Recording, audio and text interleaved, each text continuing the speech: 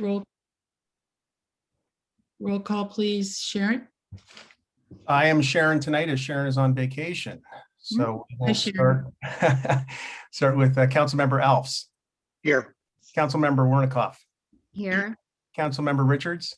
Here. Vice Mayor Hughes. Here. Mayor Derwin. Here. Thank you, Jeremy / Sharon. Oral communications, this is the time in the evening when you can talk about anything that is not on the agenda. You may speak once for up to 3 minutes. Would anyone like to speak to something not on the agenda under oral communications? Jeremy, do you see any hands? No, Mayor Derwin, no one has raised their hands. Okay, thank you. Moving on to consent agenda. The consent agenda may also be spoken to by any member of the public. You may speak once per item, up to 3 minutes. However, it is only the council who can pull an item. So would anyone in the public like to make a comment on a consent agenda item? There is one hand raised. Rita Comas. Rita? Hi, in reading through the minutes from the last meeting, I noticed that as far as people that attended the last meeting, Jeremy Dennis was not present. Well, he was actually present on the Zoom, but he was not present in the either the short notes or in the long notes for the minute. So I just sent Sharon and Jeremy a message yesterday. So I Thank you. That's Good night. helpful. Thank you for looking out for me, Rita. Appreciate it. Yeah, thanks, Rita. Anyone else? Yes, Bob Turcott. Bob Turcott. Hi, my apologies. I just tuned in. We're in the open comments section. Is that correct? We're on consent agenda. I'm sorry. I'll hold my thoughts. Do you have an open comment that is about an item that is not on the agenda? Yes. Cara, can I back up and allow him to make a comment? You can. Okay. Thank Please, you. for up to 3 minutes. Thank you. I apologize for my lateness. I'm an enthusiastic member of the Trust but Verify school, particularly when consequences are high and complexity increases the likelihood of error. Both of these are true for our RENA number. Adding 253 units would represent an increase of approximately 10% in population. It would force compromises to public safety, including increased construction in high fire hazards zones and neglect modern standards for structure separation. It would also further strain already tenuous evacuation capacity. As I indicated in my June 3rd letter to the Town Council, in response to the concerns expressed by Council members Hughes and Richards about the substantial wildfire hazard we face, ABEG Executive Director McMillan indicated that high and very high fire hazard severity zones are excluded from consideration in the RENA methodology. CAL FIRE maps that depict high fire hazard severity zones in Portola Valley show that approximately half the land area falls into this designation. As determined by CAL FIRE, approximately 2/3 of Portola Valley is either in a high or a very high fire hazard severity zone. Intending to exclude these areas, as Executive Director McMillan's letter indicates, but failing to do so would leave Portola Valley with an inappropriately high RENA allocation. Since my June 3rd letter, I've attempted to verify the RENA calculation. Progress has been slow, but what I've learned so far is concerning. As I outlined in the update I sent via letter to the Town Council today, according to an ABEG planner I spoke with, they did not exclude high fire hazard severity zones from Portola Valley. This raises a number of questions. Do planners who implement the RENA methodology have a different understanding of what that methodology is compared to the ABEG Executive Director? Does ABEG truly believe that high fire hazard severity zones in state responsibility areas are not safe for development, but zones with the same fire hazard severity in local responsibility areas are safe for development? Is our RENA number what it should be? The Town Council should clarify these questions and the others I raised in my letters to ensure that our RENA number is appropriate. Thank you. Thank you. Are there other comments? We're back to, now we're on consent agenda where we're supposed to be. Any more consent agenda public comment? No, I see no hands. All righty, then I will bring it over to the council. Would anyone on the council wish to pull something from the consent agenda? Yes, I would. John, what would you like to pull? Which I'd item? like to pull items 3 and 6. 3 and 6. Would anyone else like to pull something? Question, do we need to pull the minutes to correct them for Jeremy's attendance, or is that? I was going to ask that same question. Cara? I believe that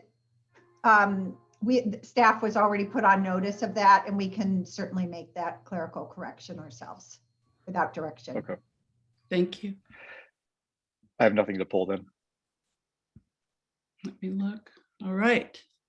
Then can I get a motion for 1 with the correction, 2, 4, and 5? So Craig moved. is second. Second. Thank you. Sarah, discussion. Jeremy, roll call. Councilmember Else, Aye. Councilmember Wernicott, Aye. Councilmember Richards, Aye. Vice Mayor Hughes, Aye. Mayor Derwin. Aye. Item number 3, purchase of a used replacement truck. John, I would just like to suggest that the town take advantage of the possibility of putting down a $100 refundable deposit on a new electric Ford 150. Supposed to be available next year. Hmm. That's it. I like that. Craig, I had thought the same thing in reading the agenda packet and looked up when they'll be available, and they won't be available until probably mid 2022. And so and Howard mentioned electric trucks as a possibility in his staff report. So I assumed that he had already considered that and decided maybe not to, but I see Howard's on the call, so maybe he can talk more directly to us. Howard, Yes, we're looking at hybrid and electrical as part of our environmental program also. So those items aren't readily available, but it is something that we want to do. And if there is a deposit that to be made, we'll research that and put $100 deposit. With electric and hybrid right now, we just don't know. And with the chip situation due to COVID-19 and manufacturing issues right now, we don't know when those things are readily available. I mean, even regular trucks right now are 8 to 9 months out. But I hear you, Councilmember Richards, and we will look into placing a deposit on an electric hybrid truck when ready. Sounds good. Yeah, they claim that it's fully refundable, so it's not a big danger. Anyway, great. Thank you, Howard. Thank you. okay, then John, would you like to make a motion for that one? I'll make a motion to approve item 3 with that minor modification. Second, Second. Craig, second. Discussion. Okay, Jeremy, Councilmember Else, Aye. Councilmember Wernicott, Aye. Councilmember Richards, Aye. Vice Mayor Hughes, Aye. Mayor Derwin. aye. Item number 6. Okay, first, let me thank the subcommittees, Jeff and Sarah, for taking on the tough job of selecting members for the committee that has such an impressive bunch of applicants. It's always hard to do. I mean, Mary and I've gone through it, obviously it's about the same time period. We had the good fortune of being able to adjust our committee size to accommodate all of our applicants, which is, we had a phenomenal group applying. But I do have some concerns about the demographics of the proposed housing committee.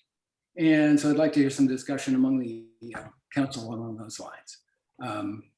I feel that we could use a couple of additional members to broaden the geographic representation, first off, and would like to shift to 9 members, similar to what we did on the equity committee. As it stands, Westridge and Alpine Hills are very well represented. And I'd like to consider a member from the Brookside area, which is my neighborhood. This is the neighborhood that my parents used to affectionately refer to as the slum side of Portola Valley. And possibly from the Sequoias, which represents a really significant portion of our population and also represents a different type of housing than the usual single-family home in town. So the expansion to 9 members would be similar to what we just did with the Equity Committee, and always feeling it's a good idea to get as much diversity as possible. So to that end, I would like to recommend that we consider Sue Crane and Helen Walter for the 2 additional positions. Okay, thank you, John. So we actually discussed almost that exact option. And for various reasons, we thought this group of 7 was actually, we preferred it for a few reasons. One being, I mean, I understand your point about the geographic representation. I mean, I live in this neighborhood also, so there will be someone from our neighborhood. You know, the other thing is we've been thinking about, for example, we definitely want to do something basically sort of at least 1 or 2 study sessions with the affiliated housing partners, including the Sequoias.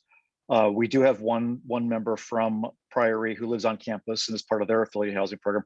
We'd love to invite sort of, and there were a couple other community members who are participating in local affiliated housing efforts who we want to involve in discussions with the group. So we do, I mean, we've got a plan for sort of reaching out for affiliated housing. We will have to do separate outreach for sort of low income and very low income groups, which I mean, we might have had 1 or 2 applications, but we still, I mean, we will have outreach there anyway. You know, your point is well taken. I just, you know, we debated expanding it and we weren't sure that we were getting that much more sort of representation. And you do sort of probably, you know, logistics and things do multiply as you get bigger. So I'm not saying no. We wrestled with this quite a bit and we were very happy with the group we picked, honestly. Understood. Okay. I guess I just wanted to add that when we were considering it, obviously we had an amazing group of applicants. We were thinking that there were, you know, just to kind of reiterate what Jeff said and expand upon it, we were thinking we could have liaisons to the committee.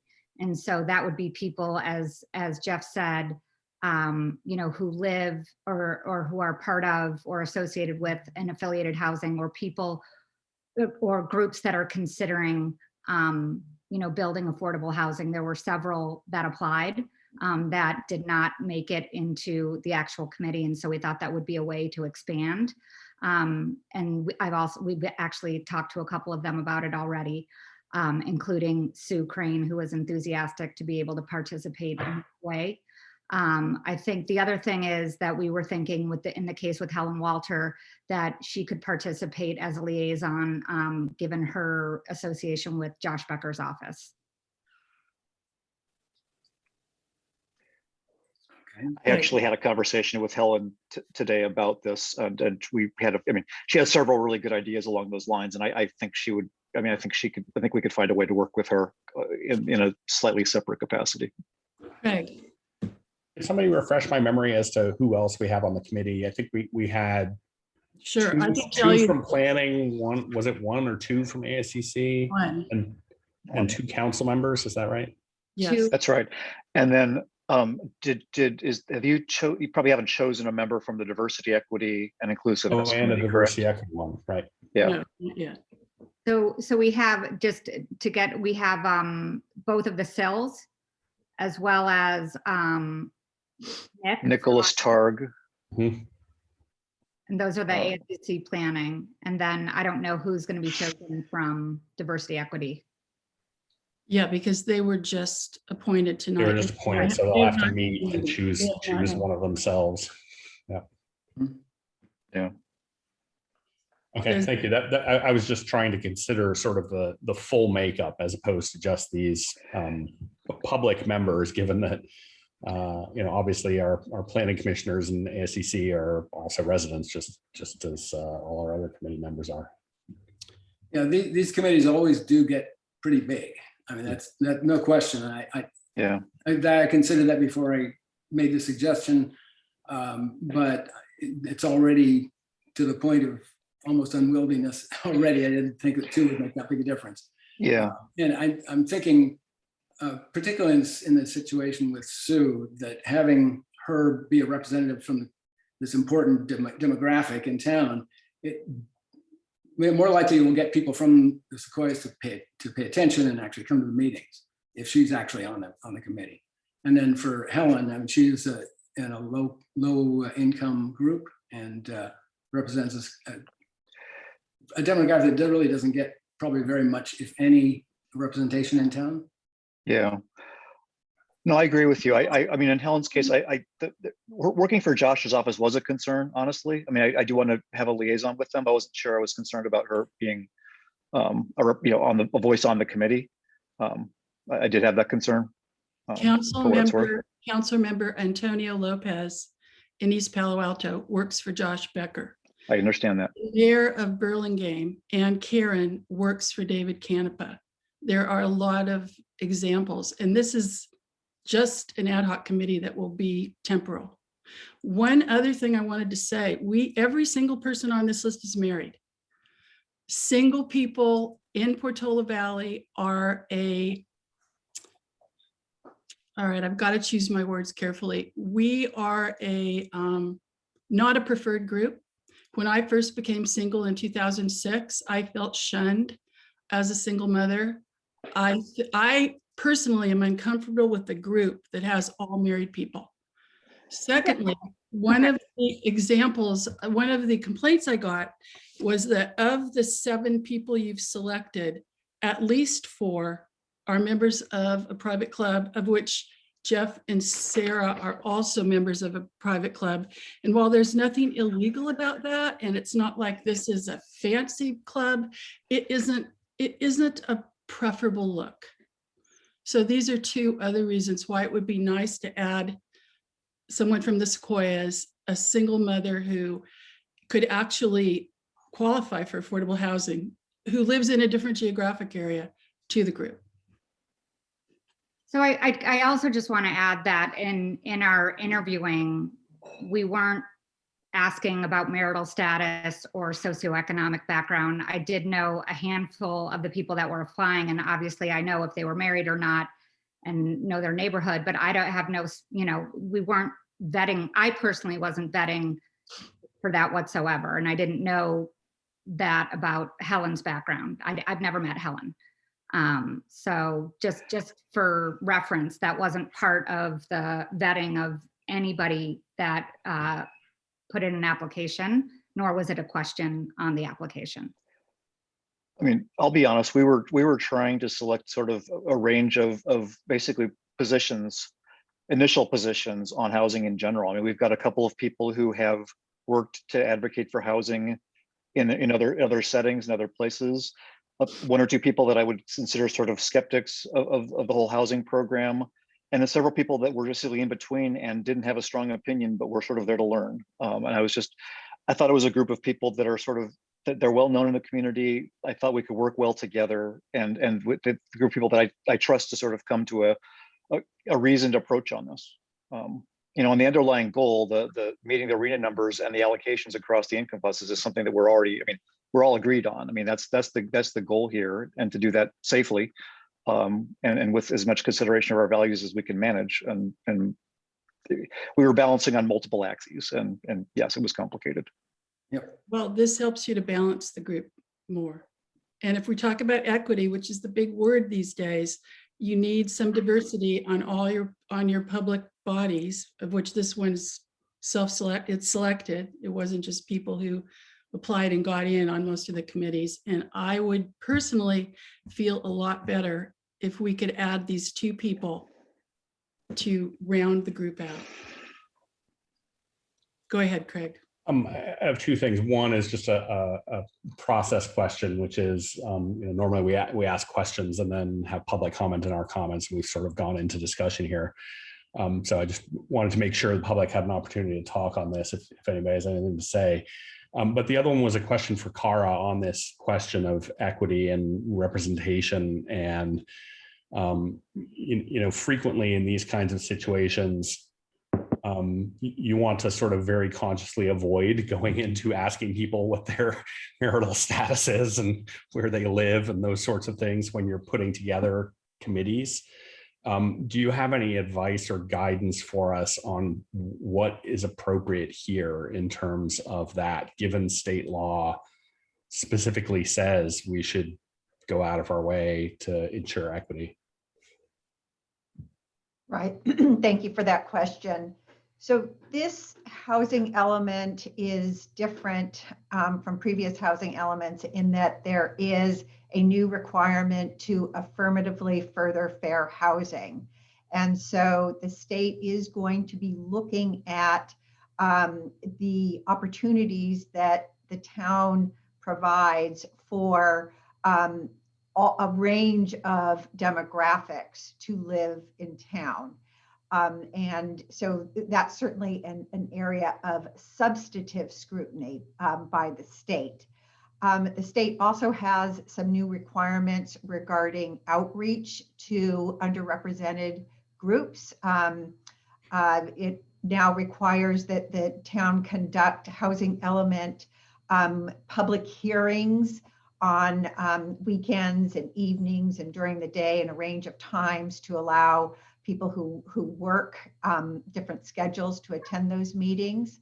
And it also requires that the town provide written materials in a translated manner and provide interpreters to the at these hearings.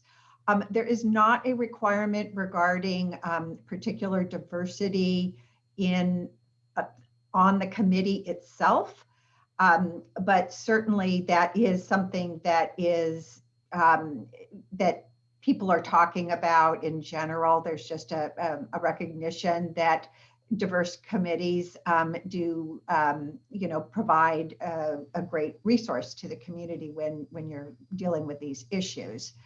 That being said, it is rather difficult to get diversity in certain towns like Portola Valley, and the candidate list is, as I understand it, was not the typical type of diversity that you would expect in terms of racial and cultural diversity.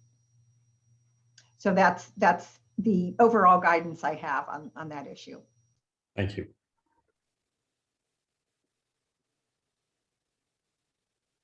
Jeremy, are there any comments? Does anyone from the public wish to comment on this item? So far, we have one hand raised, Betsy Morgenthaler. Betsy. There you go, Betsy. Thank you, Jeremy. How do you do, Council? I am interested only in re-raising.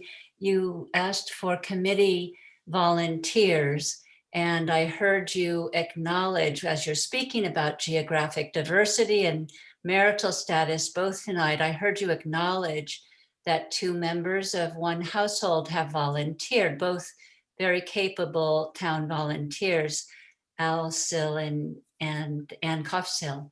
I've gotten to know their work and admire them, and yet they would seem to stand out in this conversation as far less diversity than any other 2 members of your ad hoc committee would bring. And so I thought that in fairness, I would spend some time on that because it puzzled me.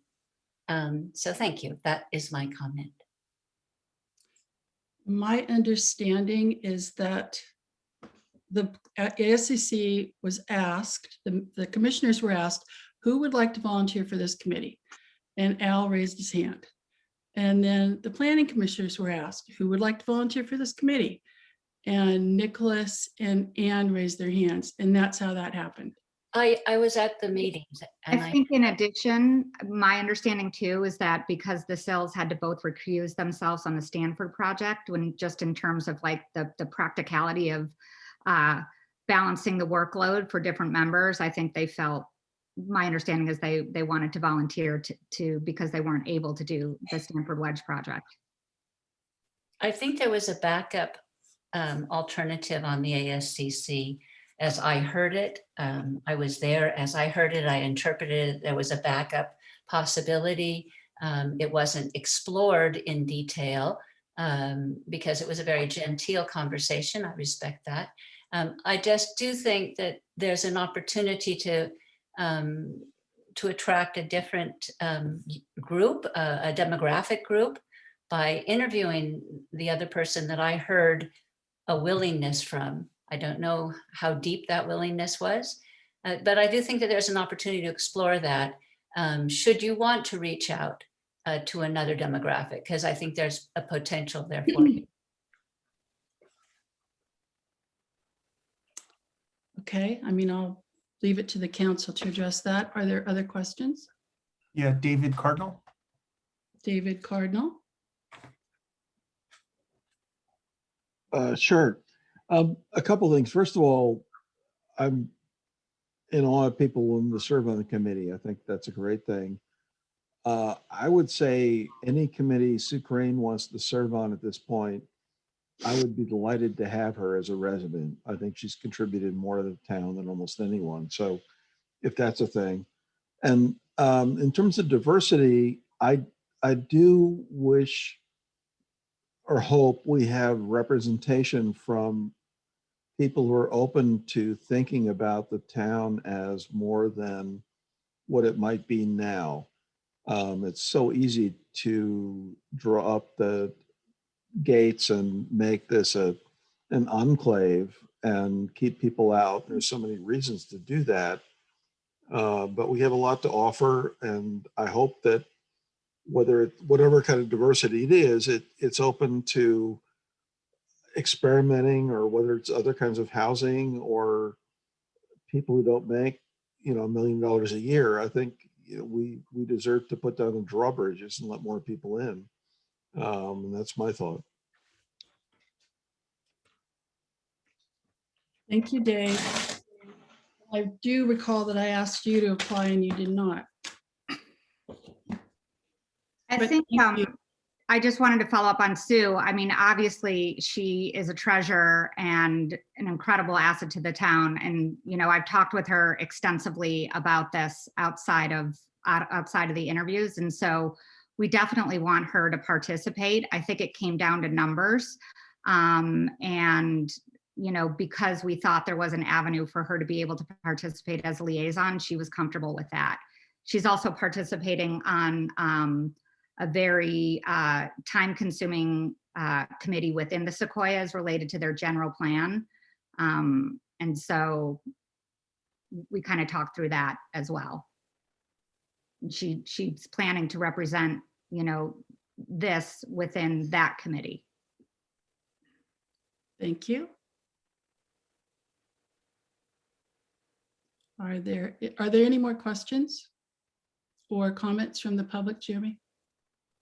No, they're not. Okay, I will bring it back to the council. First of all, does anyone have a problem with the Sills serving on the committee? Would you feel better if one Sill did not serve and somebody else took his or her place? Because that could easily be remedied. I think if there was somebody else on either of the two commissions who would be willing to take that spot, I think it probably would be better, just, having a little bit more difference. I mean, it's not like Al and Ann are always on the same page about every issue. Even husbands and wives have different opinions on things, as we all know. If we could get someone else for either of the two, I think that would probably be beneficial. I assume that I don't think we really formalized the process for it, but I assume that the suggestions from the two committees that they have forwarded on to us will need to be formally appointed to the committee by the council at some point. Yeah. And so this might be an opportunity to go back and say, well, who were your alternates, and figure something out there. Okay, That sounds good. that's easy to do. All right, so I'm still sticking to my. I guess I have one question. If the goal is to add socioeconomic diversity or marital status, I just kind of feel like we have to go back and get the answers to the others that were rejected. I don't like to use that word, but denied. Sarah, this is a small town. We're not living in San Mateo. We know who's married and who's not. I don't. Okay, well, Yeah, I'm not I entirely don't sure either. everybody on this group is I married. know for one or two people on the list, but most of Okay. them. not. And I mean, as far as socioeconomic status, I don't know. I just know where people live and you can kind of tell a little bit there. And it's not just that. One of the people I am advocating for is also, what was the other? Was another piece. She also, there were some other things she brought. She worked for Committee for Green Foothills, so she has environmental. She understands land use and she understands housing. I don't know that anybody else had all those qualities. But the most compelling for me is she lives in a different part of town than the other people. She actually could live in affordable housing, given her income, and she's not married. Sue is pretty easy. She's representing the Sequoias. They would diversify this group.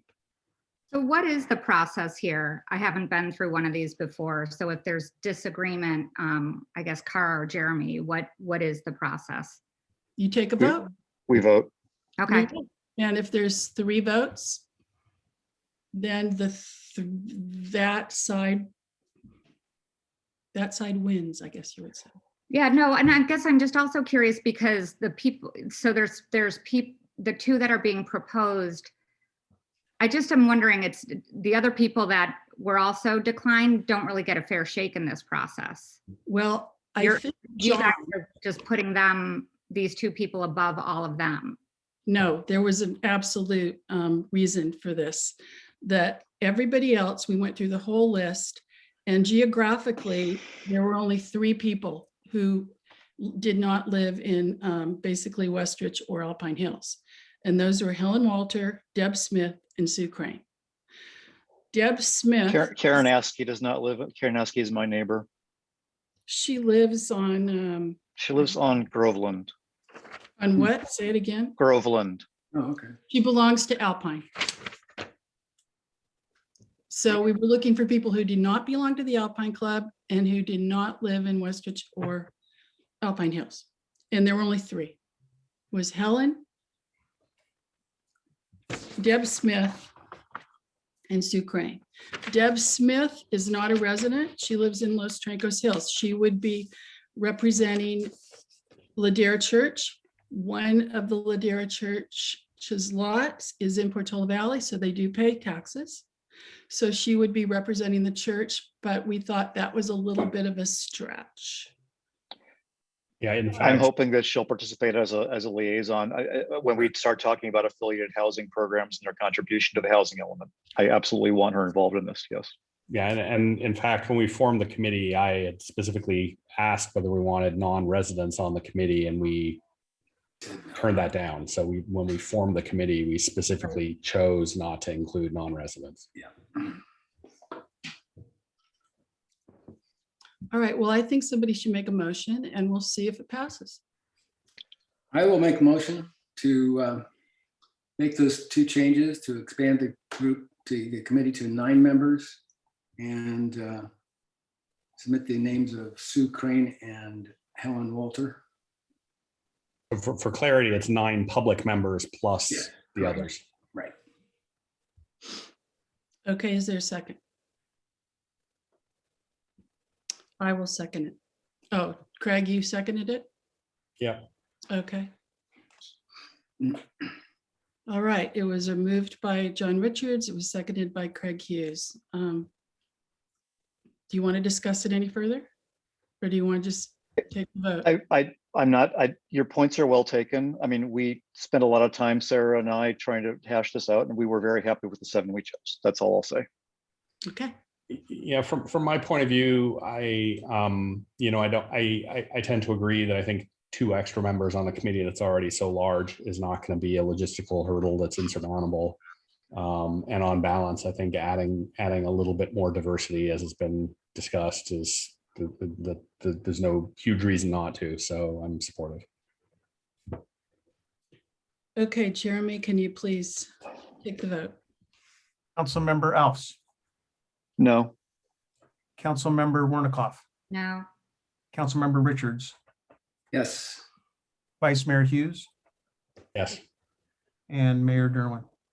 Yes, The ayes have it 3-2. motion passes. And I'd just like to add, I'm very appreciative of the work that you guys did on the subcommittee. I've been through this process with a much smaller pool of candidates that we had to review for one of the last times through, and I know how much work it is and how hard it is to whittle the list down. So please don't take my vote to expand the list as anything against the work you two have put in. I think you were tremendously helpful in narrowing the list down in the first place. So thanks. And I second Craig's remarks. I absolutely appreciate the efforts and the fact that it's a difficult and fraught process. So, Well, and I think I just want to add, I haven't been through this before, and it seems like kind of the criteria shifted after the interviews based on my experience. I was not informed in any way, shape, or form that we were supposed to be vetting for these types of things. And we really were looking for people that brought different experiences, different gender, different age, as much as age as possible. We thought we were including, the only person that I was aware of, that was lower income was Janie, and I knew that only because she was living at the Priory. So I thought we had done our best job there, given the information that I had. And I think we were also really looking for people that came to the table wanting to work together and treated each other respectfully. And that was a really important part of it to me too. Mm-hmm. I think I have a little different view because I work regionally so much. And I know that equity and diversity is so important right now, and optics are so important. So for me, this is just improving the work that you've done. Okay, and with that, let's move on to the regular agenda. Item number 7 is a presentation, which is a request for endorsement of energy. Oh, I'm sorry, If Mayor. somebody has their hand up. When there is a hand that's raised, it's the public comment period was closed on this, but you can certainly take it if you wish. Okay, whoever you are, please speak. Christy? Hi, this is Christy. I'm just wondering going forward how the voting process in this committee is organized. So you just increased it by 2. Can you describe what the process is going forward when you make decisions? Is there a voting process? I can try to answer that, Cara. You can follow up. Like every other Brown Act committee in town, any action that's taken by that body would be up to a vote. Sometimes you take straw polls just to see where things are, but mostly if it's a recommendation to the Planning Commission and Council, this will all be votes. So you would need, in this case, 9 + 6, that's 15. You'd need 8 votes to bring forward any measure or any recommendation, excuse me. Okay, thanks. Thanks, Jeremy. Thank you. I've been on bigger committee. I've worked on bigger ad hocs than 15. Just saying. Okay. Item number 7, presentation, request for endorsement of Energy Innovation and Carbon Dividend Act. And our presenter is Lanier Poland. Am I correct? Yes, thank you. Hi, that's me. And I And- think, Lanier, before you jump in, I think Craig was going to do just a very quick introduction. That's okay, Mayor Derwin. Yep, please do. Yeah, I don't have a big, long introduction planned, but Lanier contacted us a few weeks back about her work with the Silicon Valley North chapter of the Citizens Climate Lobby. And she and a few of her friends who are also here tonight have been working to get support for various measures, but the most recent one is this Energy Innovation and Carbon Dividend Act that's currently in Congress. Lanier gave me a brief presentation, which is probably pretty similar to what we'll see tonight, and I thought it was worth her having the opportunity to present to the entire council. Lanier lives just up the street from me, and she's my daughter's age, a few houses apart. So I've known her since she literally was not old enough to walk, wobbling around in my living room. She's now quite a bit older. Because Craig doesn't get to embarrass his own kids enough in public. Exactly. No, that was last week at graduation. So Lanier, thank you. Thank Okay. you so much for inviting me and my team to speak as well. We really appreciate this opportunity. As Craig just mentioned, I live on Wayside Road in Portola Valley my entire life, 17 years. And I am a climate activist with CCL. I joined about 1.5 years ago, and we advocate for the Energy Innovation and Carbon Dividend Act, which is a bill that is already in Congress, and we'll be giving you a brief summary of the policy in just a second after my teammates introduce themselves. We have Kieran, go ahead. Hello, my name is Karen. Karen Garwal. I live in Palo Alto, so nearby, not quite Portola Valley. I've been in CCL for over 2 years now, and excited to talk with you in a minute about this bill. And I'm Sophia, and I'm a high school graduate from San Ramon, and I've been volunteering with CCL for almost 2 years. Okay. So we do have a presentation if Kieran's able to share his screen, otherwise we can just talk through it. Yeah, sure. So I know we talked briefly with the Vice Mayor about this bill, the Energy Innovation and Carbon Dividend Act, a few weeks ago. Just before I started, I wanted to see if any of the other council members are familiar with the bill at all. A little bit. Okay. Cool. So I'm going to try to keep this really brief so that we have a lot of time for any questions that council might have. Just trying to share my screen. So the bill is called the Energy Innovation and Carbon Dividend Act, or HR 2307. It was introduced by Representative Ted Deutsch of Florida for the 3rd time in the 117th Congress, and it's currently in 3 committees. It hasn't passed House committees yet. So I'm going to talk about what the bill does, or how the bill works, and then what that would do. So how it works is it's a carbon pricing bill. It places a fee on fossil fuels at the source at $15 per ton of carbon dioxide emissions, or the equivalent, and it would rise by $10 each year, though that can change depending on how much emissions are slowing. It can raise by more or by less. And so that basically makes fossil fuels and products made with fossil fuels more expensive, whereas everything else stays the same. So the burden of price shifts toward buying cleaner products. And that applies to cities, applies to people, applies to companies, of course. And then the revenue is divided up by households based on the number of adults and children that live in each household, and then returned equally to each household, again, based on the number of people. So this means that if you're a very high polluting household, maybe you're flying across the country, you have a huge house to heat, whatnot, then what you pay in the fee is more than what you get back at the end of the month. But for the majority of households, because of how emissions are divided up, the majority of households come out ahead, meaning that they pay less in the fee than they get back every month as a dividend. So that's basically how this policy overall works. It's called a carbon fee and dividend. And then this bill specifically is called the Energy Innovation and Carbon Dividend Act. And then this third part of the bill is a carbon border adjustment. So basically it's a tariff on imported goods and a refund to exported goods to offset the price of this fee, so that it doesn't encourage manufacturers to go overseas and make their products overseas and ship them here. So as close as possible to estimate, anything made in the US would get a refund for the full life cycle of carbon fees associated with it. And then anything imported into the US that's a carbon intensive product would have tariffs added to that price. So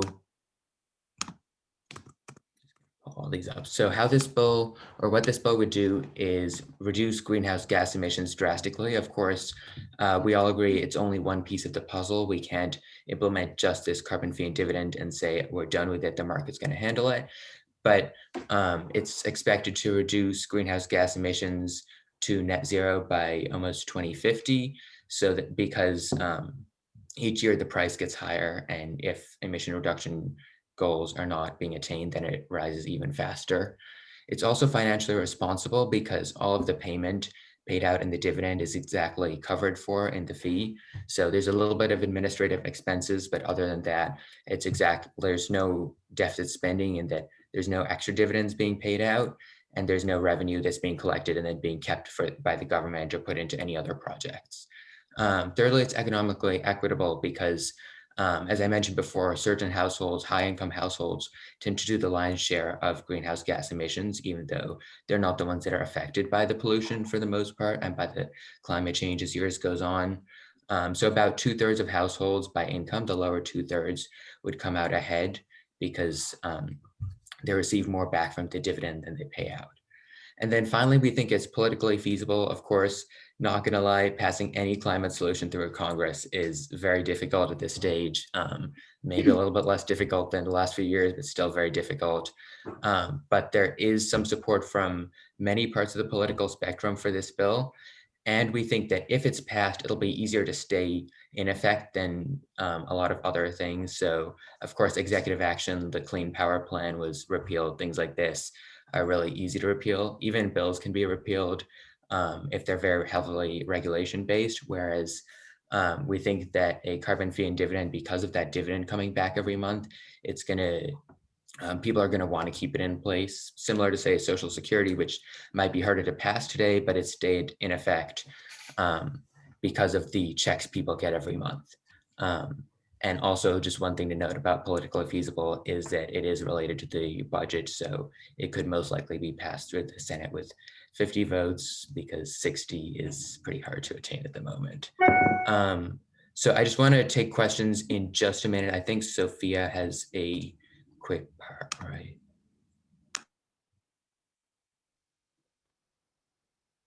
Yeah, Sophia? so this act currently has the formal support of 59 representatives.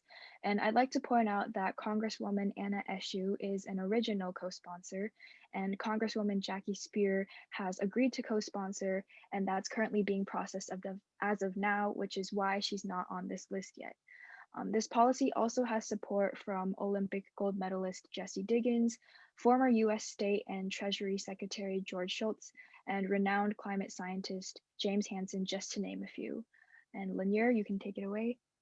Yes, so what we're asking is that the town council or Mayor Derwin as a prominent individual endorses the Energy Innovation Carbon Dividend Act, and that everyone watching is able to maybe learn more about the bill. As a side note, it's often written about in the Almanac, which is the newspaper that covers our town, and many other newspapers locally. I was published in the Almanac for a letter to the editor just a few weeks back. So I have put one resource in chat, and I'll be putting a few more in a second, but that is our formal request. Okay, thank you. Are there questions from my colleagues? I bet there are. What? No questions? Okay, can you give me an example, Lanier, of if we endorse, first of all, we can't take action tonight. We can decide that we might want to take action and put it on an agenda in a coming meeting. So how would this affect Craig Hughes if he endorsed it or if it passed? If the bill itself passed or if Craig himself decided to endorse? All right, if the bill itself. If the bill itself passed, okay. Well, for Craig Hughes, I don't know if you fly across the country very often or fly to other countries, but say you don't fly too often and you drive a pretty renewable source car, that means you're spending a reasonable amount of money on carbon products every month, but you're going to probably break even with the amount of money that you get back in a check every month from the bill being in effect. That's the dividend part of the bill. So it most likely for many people here, it will not affect them that much.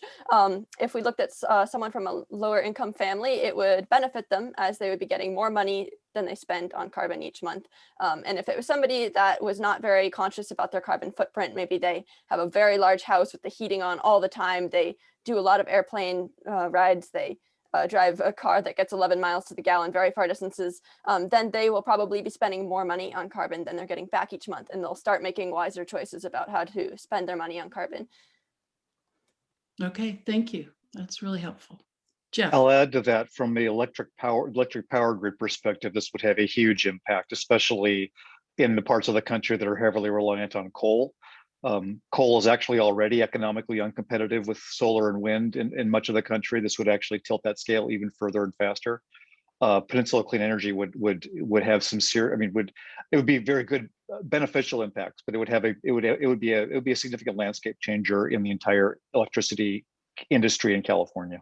This will shift the economy safely from fossil fuels to renewable energy without hurting anyone in the process. It'll hurt people, but people that I'm not sure are, it'll hurt certain stakeholders who have been fighting this for years, but some of us have opinions about that. And you did say that Anna has already endorsed, she's supporting it, and Jackie will. Yes, Anna Eshoo is an original co-sponsor, and Jackie Spear is in the process of sponsoring it right now. Okay. I have a question, which is, what would the impact of the town's support for this be, given that it's a federal bill in Congress, and our Congress people are already supporting it? Are there a lot of towns and cities that are providing their endorsements for this, and how useful would that be, whether for the sponsors of the legislation or for you and your organization in getting more momentum elsewhere in the country? Kieran, do you want to take this one? Sure. Well, to answer the easier part of your question, there are a number of cities locally that have endorsed the bill. Here's a list. So I just looked up California. So there's San Jose. I think the county here, San Francisco County, San Mateo County. I thought Santa Clara as well. I guess that would be different list. So there are a number of local cities that have endorsed the bill. I think personally, the bigger impact of it would be if there are any representatives that look into your names, as opposed to Portola Valley Town Council has endorsed the bill, given that it's already in a district for whom the representative has co-sponsored the bill. And then the second part is that these representatives can always do more, right? Like Jackie Spear just signed on or is in the process of signing on these last couple of days. Anna Eshoo has been a really strong supporter and original co-sponsor of the bill in this and the previous Congress, but it's not necessarily one of her biggest talking points. She has a re-election coming up with an opponent, so we'll see if she really emphasizes this bill as her climate change policy of choice.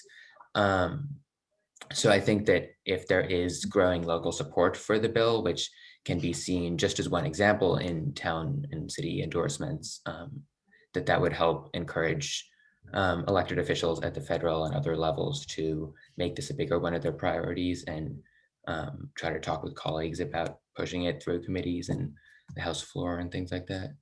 Right, the more support it gains from cities and towns that are under Congress people's jurisdiction, the more support they'll give to the bill overall. Thank you. Are there other questions?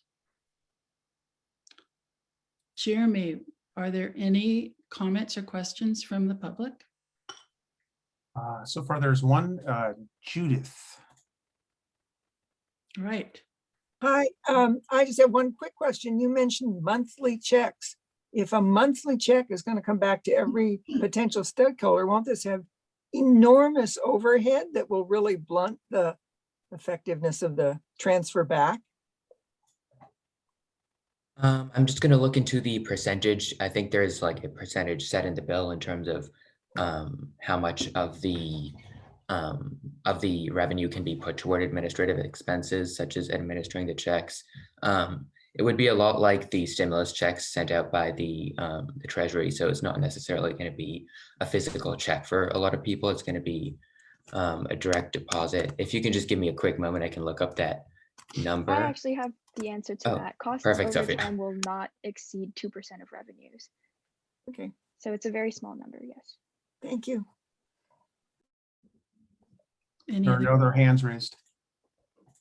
Okay, I'm going to bring it back to the council. Would we like to put this on an agenda and talk about supporting it? Where are you? I would, yes. Okay, Jeff I would says, as well. John says yes. I think so too. I think bringing back to a future agenda, a letter of support to be signed by the mayor would be a good thing to do. Sarah, are you okay with it?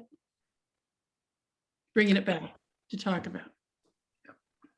She said yes. Sorry, I didn't realize I was on mute. Sorry, yes. Oh, Mayor Derwin, may I ask a question of Lanier and the team?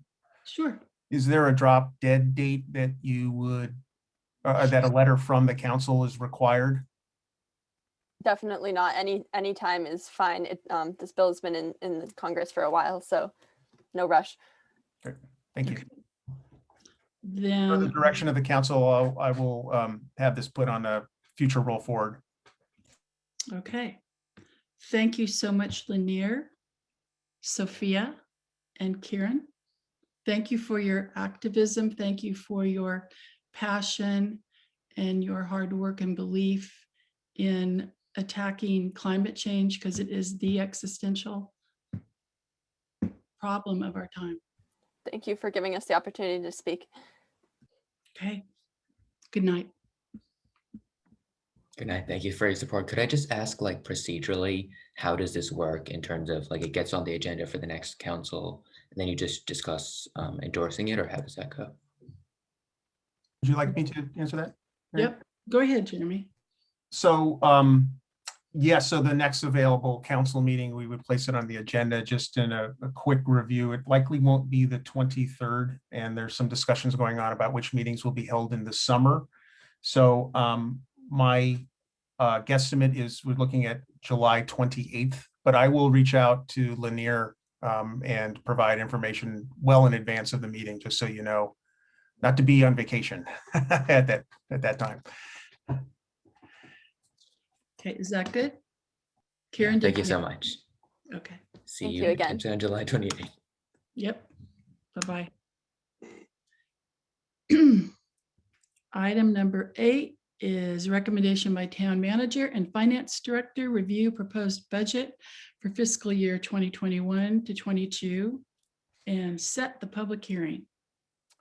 Yeah, before turning it over to Cindy Rodas, the finance director, I want to introduce most of the management team is here. As I mentioned earlier, Sharon is on a well-deserved vacation, but joining us tonight are Brandy DeGarmo, assistant to the town manager, Laura Russell, planning and building director, and Howard Young, the public works director, whom you all know, and Jim Sacco, who is our finance analyst, who's been assisting with a variety of finance, budgetary, and investment tasks over the last few years, is also with us. With that, Cindy's going to do the presentation, and then obviously we'll take questions and comments from there. Thank you. Cindy. Okay. Good evening. I'm just getting the slideshow started, and I will begin to share my screen. Okay.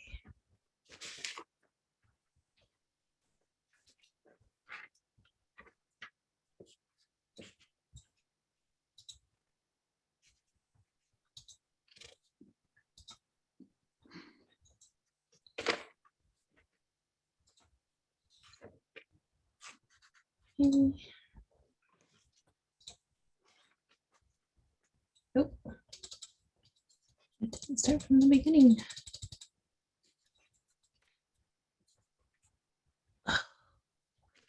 Apologies. Okay, here we go. Okay. Good evening, Mayor Derwin, members of the council and public. My name is Cindy Rodas, Finance Director with the town. Tonight, we are here to present the proposed fiscal year 2021-22 budget.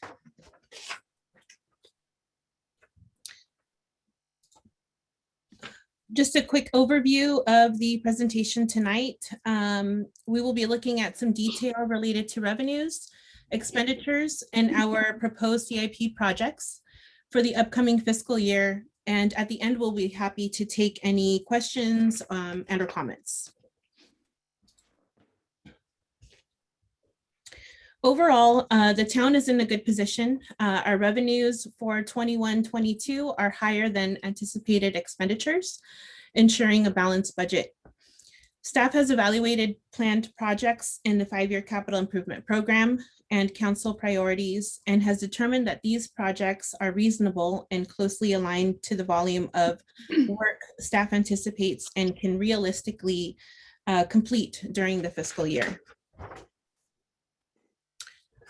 So we do have a strong relationship to the council priorities. The delta between the operational revenue and expenditures, we do see that pattern as that delta does continue to shrink. And there are a modest list of capital improvement projects that directly reflect town staff capacity. Here we have a summary of our all funds.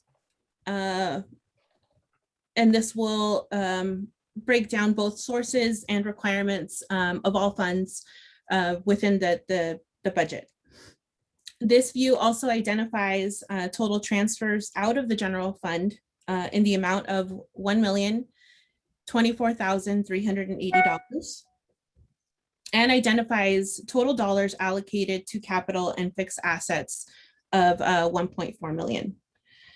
Due to the net operating surplus of $83,288, the net impact of fund balance will be $941,092, rather than the full transfer out amount of $1,024,380.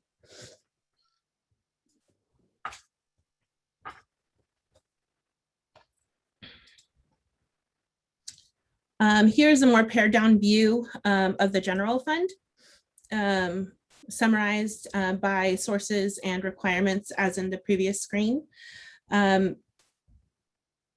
Here, you will also note that the intra-fund transfer necessary to ensure gas tax fund 206 is not in the negative.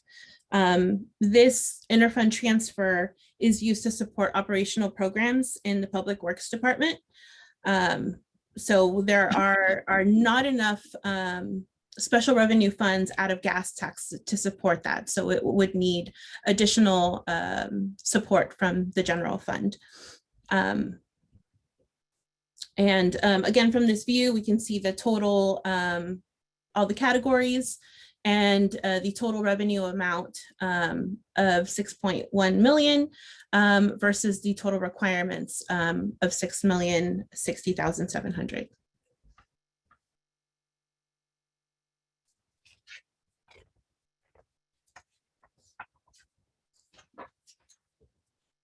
In reference to our revenues for fiscal year 2021-22, we have evaluated the property tax growth and have actually increased it to 5.2%. In the previous budget, we actually listed the growth at 5%. So this is an additional increase. We have actually taken a conservative approach, as many cities are actually going above 6%, 6% to over 6% with their growth. We're actually taking a conservative approach, which is what we've taken in previous years. Part of this is due to just some unknowns related to the VLF shortfall. So we wanted to make sure that we budget appropriately. There are slight increases also for sales and use tax, and then other revenues anticipating a slight increase. Franchise fees and UUTs are reflecting some changes. So there's definitely less use, which then in turn is less revenue coming in related to cable. We've also done some modest budgeting for the return of recreation classes and a few private events in the new fiscal year.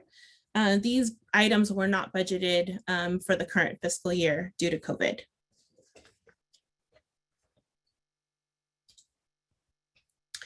In this view here, we have revenues by type. Our property tax continues to be the largest contributor to the general fund at just under 49%, followed by charges for services at 21%. So in this view here, on the right-hand side, the hashed bar is the proposed budget. The top blue bar is the property taxes portion, and right below that is the charges for services. Followed by franchise fees, licenses and permits in purple, and then sales and use tax, followed by the additional use of money and property, other taxes, intergovernmental revenue, fines and forfeitures, and miscellaneous revenue. Revenues generated by the general fund support expenditures across all departments. There will be a minimal or reduced general fund support for the proposed budget within the planning department due to 3 grants that the town will be receiving. This will be used to offset costs related to consultant work and staff time on the housing element.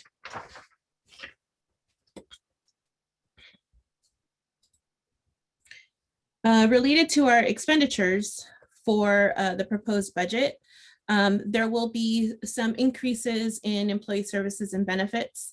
This includes 2 positions that will be fully funded. In the current fiscal year, we defunded the position for senior planner. So we've actually added that position back on to the budget this year. The finance analyst was only partially funded, and we filled that position on a temporary basis through a contract with a temp agency. We also have some additional increases with the 4.3% COLA and other adjustments. There was no COLA included in the current year budget as we monitored the impact of COVID on our revenues and expenditures. So that was not included. There was no COLA in the current fiscal year. Our software costs have surprisingly been flat in comparison to the increases that we've seen over the years. And there are increases in other units, specifically public safety. And I'll talk a little bit more about that as we look at the next slide. As we see here in the expenditures by type, within the general fund, proposed expenditures for fiscal year 2021-22 are higher than the previous budget by almost $400,000. These factors include increases in public safety, specifically increases to the sheriff and dispatch contracts, and increases to fire services.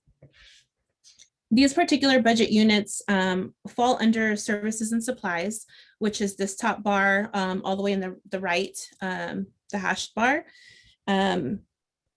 This makes up 43% of the total general fund expenditures, the largest of the town's expenditures.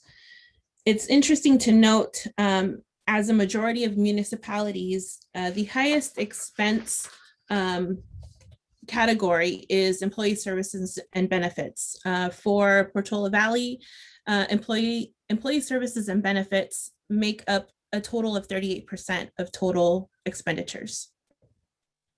As mentioned in the previous slide, the proposed budget does include increased costs in salaries over the current fiscal year budget by about 12%.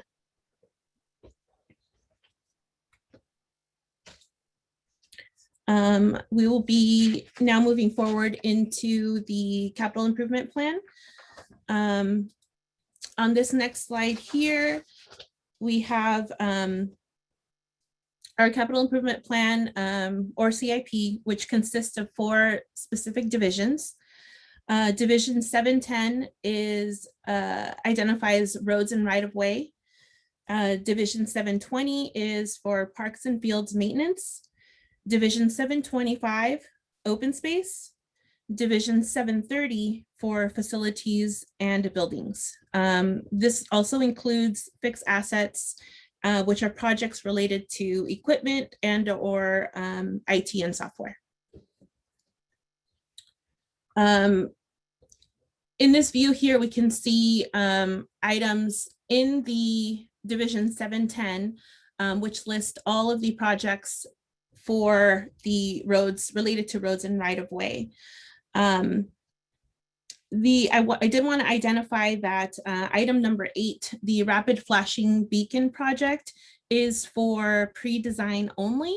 And this will be covered by special revenue funds, Measure W. And we will also have special revenue funds towards the item number 6, the 2021-22 street resurfacing project. And if I move on to Division 720, the item number 1, Town Center skateboard ramp replacement. This actually includes contingency and some other items as well.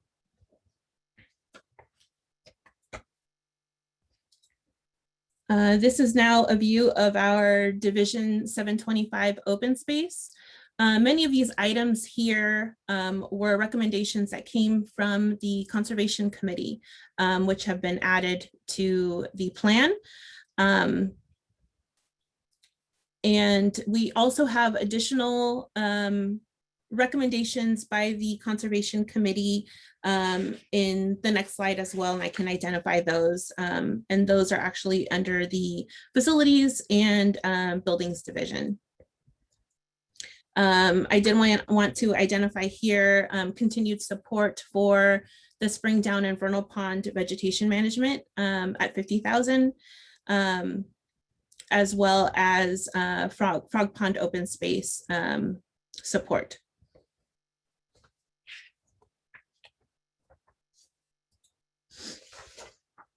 And here's our view of Division 730. This includes some additions to insulation with within fixed assets. The Buckeye Room TV and installation, the schoolhouse video system, Zoom hybrid meeting integration, and also Energov upgrade to a cloud-based system. Many of these items would help modernize our current processes and just make things run more efficient. We also have above some additions to the community hall and installation for cabinet locks. There is also a project here at the Cal Water site to install the antenna equipment, and this is for the ham radio. And then again, these are some items also recommended by Conservation for some improvements at the town center, as well as item number 6 to upgrade our safety within town hall, make sure we have specific barriers and plexiglass within town hall to ensure safety and social distancing. The next topic I'd like to discuss is some issues to monitor and consider for the longer term.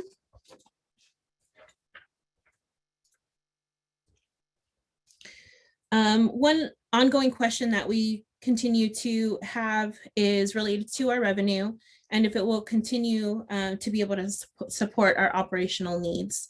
As I mentioned in the previous slide, there will be some issues related to the VLF shortfall. We're not quite sure yet what the full impact of this would be at the moment, and not quite sure if the state will be able to backfill the funds that are supposed to be allocated to specific cities related to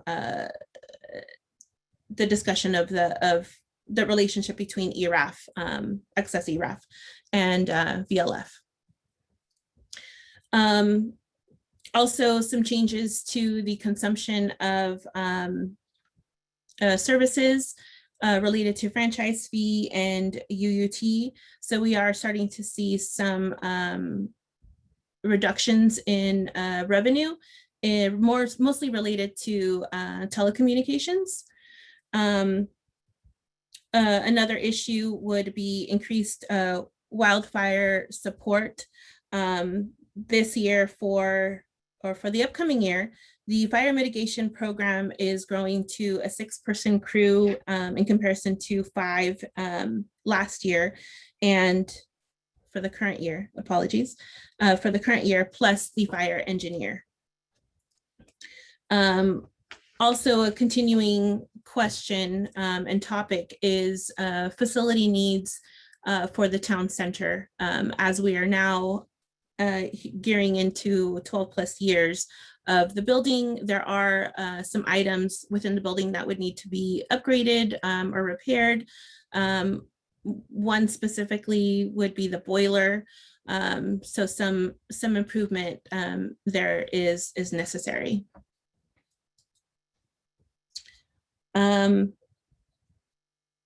Furthermore, with the American Rescue Plan, this is the current program that is looking to help the community and based on the impact of COVID.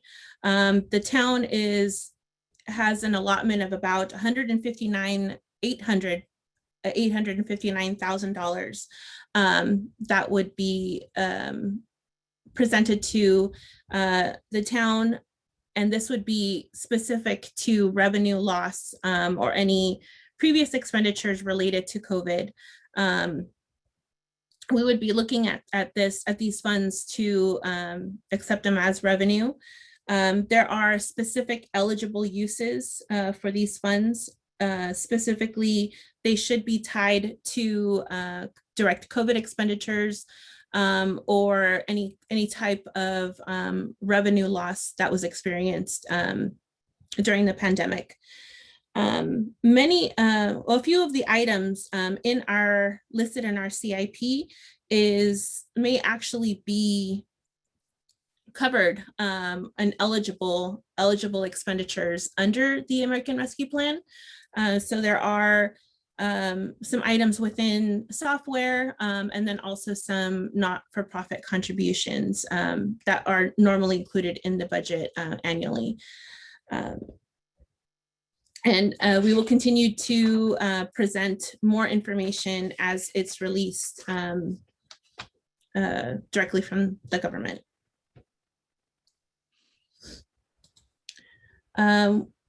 Another issue to monitor and consider for the longer term is staffing. We continue to see increased need for resources and support. So we do anticipate additional requests for staffing over the next few years, and more specifically looking to fill some opportunities with Public Works and the administration departments.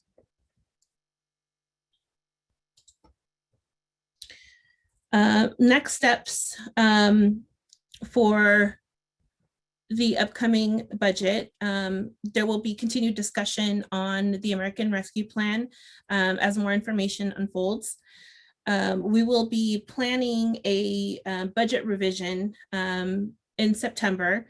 So this is an opportunity for us to present more, I would say, accurate information, up-to-date information in September following our year-end close, which will have actualized numbers that we can present, and then a better estimate as far as any changes to expenditures or revenues, and as well as more information based on the American Rescue Plan. And we do plan on setting up quarterly budget monitoring meetings beginning in October. This will be held specifically with the Finance Committee as we bring more meetings to their agenda.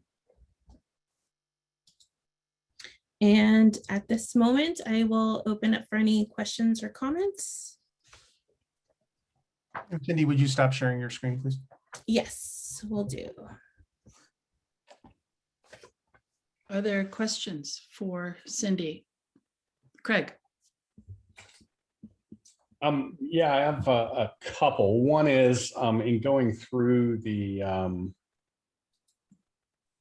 budget that was shared through the OpenGov link in our packet. I'm trying to find where UUT shows up under sources. Does it go under? Should be I under don't think it goes on. It's not sales and use, right? Sales and use means just sales tax. right. So under non-departmental. I'm looking at all fund summary sources.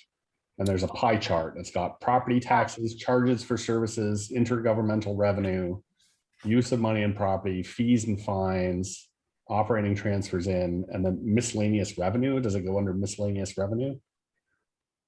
I think that's all franchise fees and stuff. So I'm not sure where it's. I believe it's under charges for services. Charges for services, yes. Charges for services. So even though it's not services we're providing, it's for utility use that's going under charge. It might be useful to break that out as a separate, because UUT is, you know, because of the changes we had, that the voters approved whenever it was 2 or 3 years ago now, that allows us to kind of turn that UUT knob up and down. As you mentioned, you know, if we're looking for extra revenue or we have too much money and we want to reduce our revenues, having that as a separate top level item in that pie chart would be really useful to see. So that would be helpful. And then my second question, it's a two-parter. One is for the 860,000-ish that we're expecting to get from the feds any day now. I imagine we'll have a more detailed conversation about that when this comes back in September. But just for a sort of ballpark number, off the top of the 860, how much do we think is either spent last year for which we can reimburse ourselves, or in this current budget that we might be able to fund from that revenue? Do you have for those two numbers, do you have a sort of ballpark estimate? I'm trying to judge kind of how much money of the 860 are we gonna have left over that we can spend on other stuff that we can start thinking about between now and September. Excuse me. The ballpark is in approximately, $300,000, right in that range. Okay. It probably goes a little bit higher depending on whether a few of the items, particularly in cap projects this year, we can do. So for instance, I think it's the $61,000 related to the improvements to the schoolhouse for hybrid meetings. But I think 300,000 is a good number to park in your head. Okay, so there's about $500,000 left over then after that. Yeah. Okay. I think that's fair. I mean, part of it is how how we ultimately determine lost revenue as well. I think that's the big one in my head that I don't think we've come to a strong conclusion on, but I would certainly classify revenue that wasn't collected as it related to the planning and building department as lost revenue because we were closed for 3 months. I think that there's still some conversation to have with the town attorney and others on whether that makes a case, but that would create a great big jump as it relates to lost revenue, because otherwise it's a little bit in sales tax and then rentals and things like that. Thanks. Jeff. Cindy, can you remind me the ERAF VLF shortfall? The last time it was sort of bandied around, I want to say it was like on the order of $250,000. Am I in the right ballpark with that? The VLF shortfall is actually much more significant. So we're looking to possibly have that backfilled by the state. It was included in their budget, so it's very likely that it will be backfilled, but there is more information to come soon. And I would add, Jeff, that Am I muted? No, I'm not. The amount related to ERAF, we've budgeted that very conservatively because it's a fairly volatile resource. You can see in the last couple of years, it's come in much higher than we anticipated. I mean, much higher than we even sort of guesstimated is a potential end. But yeah. Sorry, I think my internet was a little bit unstable. Did you put a number out there? Because I didn't hear a number, and I'm not sure if it's because I didn't hear it or because nobody said it. I did not give a number. I can actually get what that number would be, but I don't. But you're saying it's even. I was thinking $250,000, which to me is a lot, but you're saying it could even be more. Right. Okay, so it's significant. That's fine for now. Yes. Thanks. Sarah?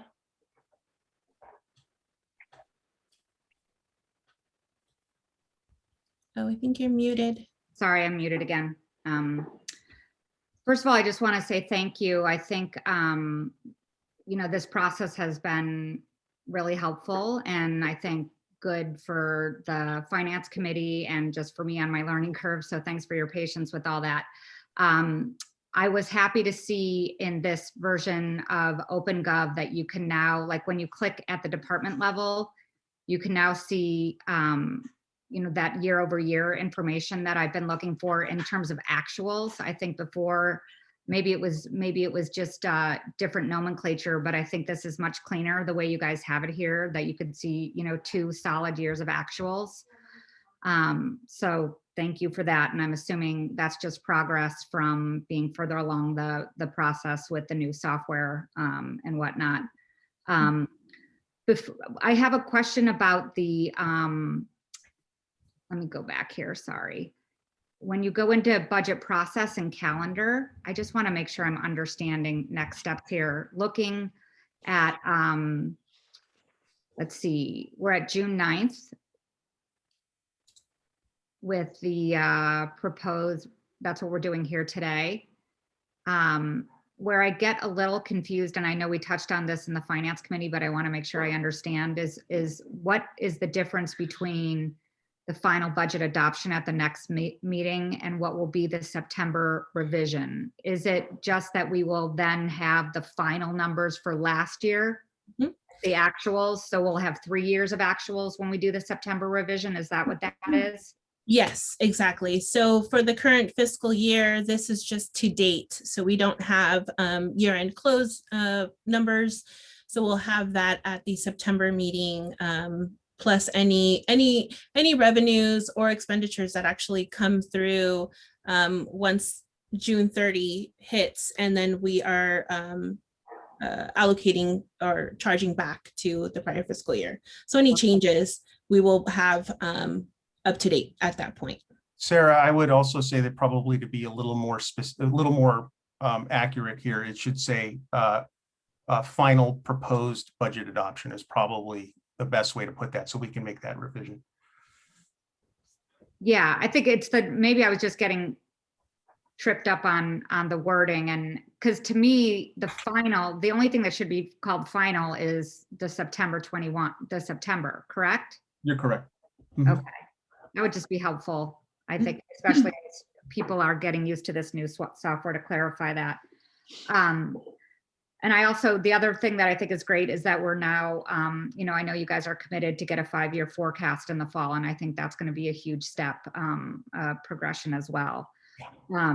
Question I have is, where do you find investment revenue? That would that would actually be under the non-departmental section.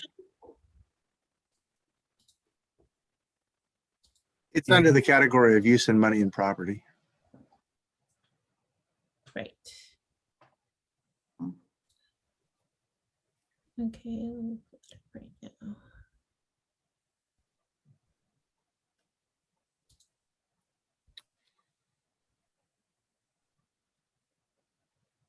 Oh, interest right there. Yep. Okay, thank you. We had kind of an issue that we're going to fix it when we come back to the board, but when we moved to this new system, we had to move the 2018-19, we mapped it and then we put it into OpenGov, and we had it all worked out. We made some changes to OpenGov, and like 2 weeks ago, that column disappeared. So we had to reload it, and we based 1819 on the allocation that didn't have a few changes. So anyway, there's a little bit of a disconnect between where the interest is budgeted. It's in use of money and property, but some of it's in non-departmental and some of it's in capital projects. So we'll get, the budget is correct, but the actuals are off. So we'll square that up. Okay. I also agree with Craig's comment about breaking out the UUT. I think that's a good suggestion. The other thing that we've been talking about in the finance subcommittee, reporting subcommittee, is kind of breaking things out as we can. And I think it was great to see and hear where you guys broke out fire. You know, it looks to me like the investment is like the spending there is increasing, you know, 150% essentially. And I had a question. I don't know if we want to pull that one up. For fire expenditures. Yeah. I've got it right here, Cindy. I can pull it up. Okay, thank you. Sure. I just was curious. And you know me, Jeremy, I was looking for the actual numbers versus the, I was using the budget system and looking in the actual data. Yeah, versus so you were chart. probably looking over Yeah. here. Yeah, right in there. And so I just was curious, looking at it here, what was not spent this? I mean, I know everything was wacky because of COVID, so I just was kind of curious what was, you know, versus what was adopted versus actual there in terms of Woodside Fire Protection District. Fuel Yeah, mix. so this is actually a function of a few things. The first is it's a function of there's some additional work that hasn't been what's the word I'm looking for? Charged to us. Is that the right word? Okay. You haven't been billed for it, meaning? Right. Correct, thank you. The second issue was that we budgeted, having assumed that we would have five members of the fire vegetation management group from Woodside Fire available immediately, and they were not available immediately. So we were using our staff for a period of time into, you know, in the summer and the fall before they were fully staffed at 5. And I want to, Howard can probably give me a better number, but I want to say some point in mid-fall is when that occurred. So the work happened. The expenditure just occurred with our own staff. Okay, gotcha. That makes sense. What else did I want to ask here? Sorry. Oh, on the reserves, that was another question I was wondering. I know you guys have some commentary in the transmittal memo about reserves. And I know we had talked in the subcommittee or the finance committee about kind of outlining that a little bit more discreetly in the budget documents, just as a, you know, to educate people who have questions about that. And I would personally still love to see that. And if possible, to be able to see, you know, year over year trends so people can feel, I know that we have been meeting the reserve policy, but I just think it's helpful to the public to see it in a document like this and have it just in black and white, so to speak. Yeah, no, to the former point, sorry, that's just that was an omission on my part. I apologize. I'll have that in the June 23rd version. So this is a little more, just for the folks listening, a little more descriptive language related to what the fund activity summary is discussing. And then there's also a one of our financial policies is related to the minimum amount that we have. Just, you know, it's like a rainy day fund sort of assignment. So yes, thank you for the reminder there. Sorry, that's my nit. And I guess my last question is kind of broad, and it's, you know, I know that, you know, staff has been working like crazy and trying to get through backlogs, and we know the overall volume of work is going up, particularly in planning. And I think my question is, you know, do you guys feel like you have adequate funding to support the town priorities. And I guess if you had more funding, do you have a wish list ready to go of what you would need? And I think just from the things I hear, I feel like we need to be thinking about that and be thinking about ways to increase revenue Right. in order to meet those needs. Thank you for asking this. The first thing I would refer anybody who hasn't had an opportunity to read it, council has, but anyone else to read the transmittal memo where there's some discussion of this. We do have a good sense of what the next set of potential staffing expenditures would be. One is related to the Public Works Department, some sort of mid-level support for Howard. And then there's some administrative things that we're looking at as well. We're in the short term, Laura, through the council's direction and support, has a plan in place that included bringing on some additional resources, moving folks around. And then obviously the big addition here is the senior planner position that we hope over the course of, the next period of time will reduce some of those backlogs. We also, part of the issue too, is we don't really understand yet what COVID has done. We know in the, what I would call the medium term, should, there be a housing element that incorporates additional planned units in town, that there's going to be more just day-to-day machinations within the planning and building department as well. So we understand that as a need at some point. So what we want to do is over the next year, start to bring those ideas forward. To your point, our budgets are fairly tight and our budgets are fairly slim. There's not a lot of fluff in the operational budgets. I think that being said, I think that there are opportunities to take a closer look at any one area if that's the council's direction in order to support future expenditures.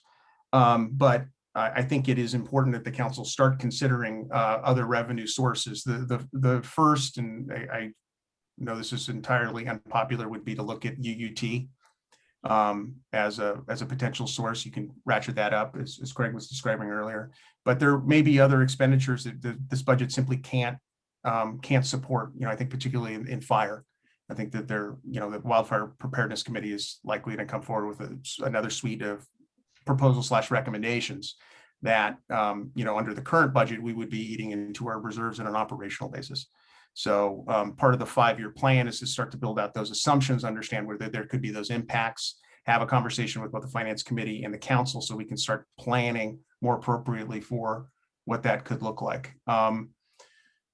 So long-winded answer, but yes, I think we have a good sense of where we want to go next, at least as it relates to proposals for the council on staffing to support those areas. We do want to see a little bit as COVID, if COVID subsides, but over the summer and into the fall, if there are big changes related to interactions with staff in the services.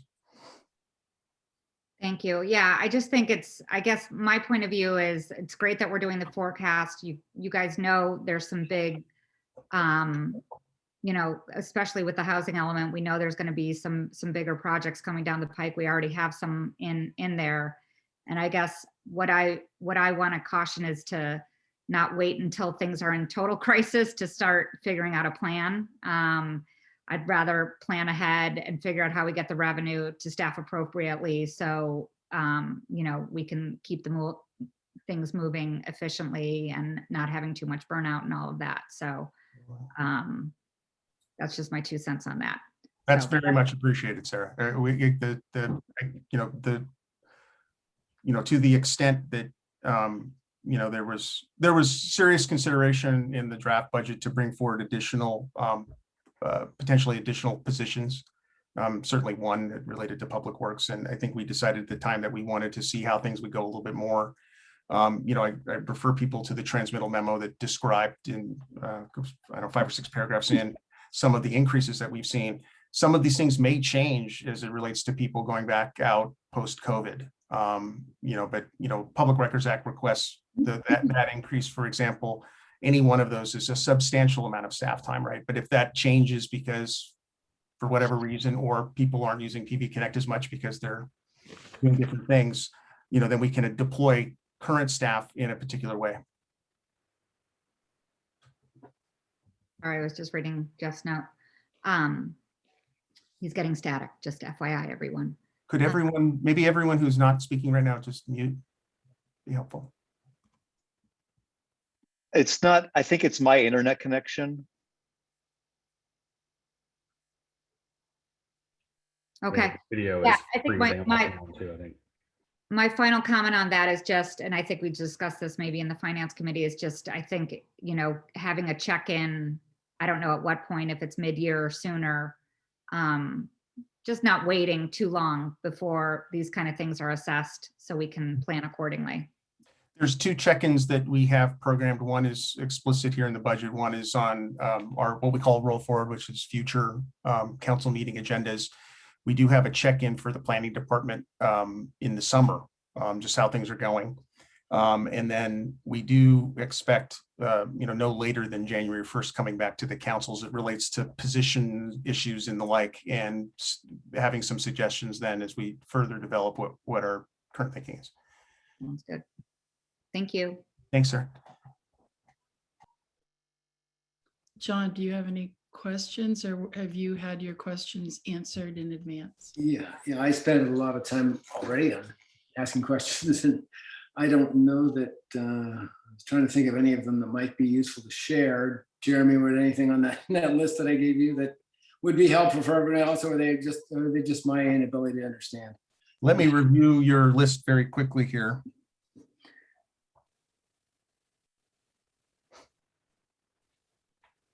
Let me just say while you're looking, I really appreciate the increased accessibility for this budget. It gets better every year, for sure.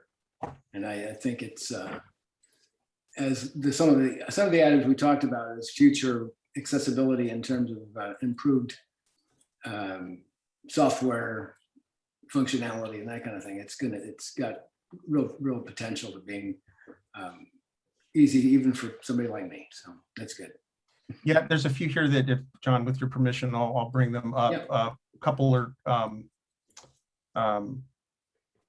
were just so one was a question about what public safety property tax is. That's Prop 172 for those who are maybe more familiar with that term. So that can be confusing. Certainly there's a couple areas where the 1920 data is not what we know it to be, and that's got a relationship between the fact that we had 2 systems that we were operating at the same time. There was a closeout, and then there was some new stuff that came in that was put into OpenGov, but it was still part of the previous year. So we've got to clean some of that up in a few places. I think the most notable area is in some of the restricted funds related to gas tax and a few other spots. Yeah, thank you. So that was an area that John had mentioned in a question to me earlier this week. The other one, it was a comment, and I think it's just worth mentioning. This is the first year that because our systems are linked, we're transferring data from the financial system into the budget and reporting system. So that actual, as Cindy's described earlier, is actual. We didn't do propose this year. I don't know that this is the right way to go or not, but we figured the system works this way. We want to see how it would be. So I think that that's an open question at the staff level. We would certainly take any direction from the council if there's a preference here to do something in the future. But that's where you do see some areas where you're like, well, that seems a little low. That's correct. It probably is a little low because there might be a posting issue. We might not have received the check. We might not have received the bill. We might not have done the work yet. That kind of thing. So I thought that was a really important note that that John made. And again, any direction from the council. I mean, we could certainly look to add an additional column too. That's a lot for 1 year. We could have, actual budget and propose projected. But if that's useful, we could certainly try to do that with OpenGov. Great, thanks. Yeah, I'm pretty comfortable with where we stand at the moment. So I'll pass on to whoever else wants to talk. May I make a comment, Mayor Derwin? One thing that I was responsible for in the budget presentation that Cindy put together, we called it a modest capital improvement program, I just want to amend my statement just a tiny bit here. It's modest from the perspective of the number of projects. It is not modest from the perspective of the expenditure that we're proposing here.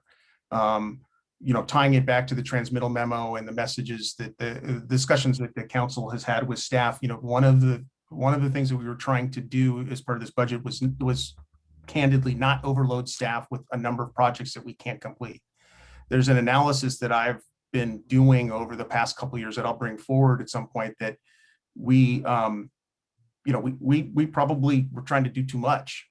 So that's a reason why you look at some of the actuals for some of the years, and it you know, we did pretty well in the revenues, but the expenditures not are always where we want to be. So this is the first real attempt to realign that. Part of that's just through the narrative experience of putting staff in the right place, but part of it too is just making sure we have enough, you know, we don't have too many projects that we can't manage. You know, we want to be as realistic as we can with 16 people. And, you know, we're not going to accomplish what a staff of 30 or 50 or 100 can do. Thank you. All right. Good point.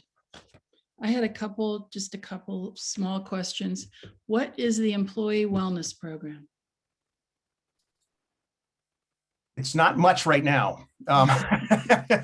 It's and that's not a reflection of its importance to us, particularly after what we just experienced with COVID. The opportunity to give staff resource to you know, be proud of where they work and ensure that they're able to do the job is critically important. Some of us have had the opportunity to work in other organizations that had wellness programs. The classic sort of wellness program thing, which I think is totally outdated, is here's your membership to the gym, here's your bus pass. It's gotten much more expansive than that. So you know, there's other opportunities to support staff in the various ways that they wish, whether it's mental health help or you know, some modicum of support related to those with families and the like. So it's been a very long time, and it's been fits and starts in trying to develop it, and it's taken on a much higher import after what we just experienced with COVID. And that would be supported by Dr. Scott Morrow in his address to us today at the last county call. I also wanted to ask a question in section 3, capital projects, department 700, project list, division 725, open space. In items 1 and 3, you refer to Blue Heron Pond and Vernal Pond, and they're the same, correct? Correct. So you could call them both, I guess, Blue Heron Pond, since that's what we named the Vernal Pond.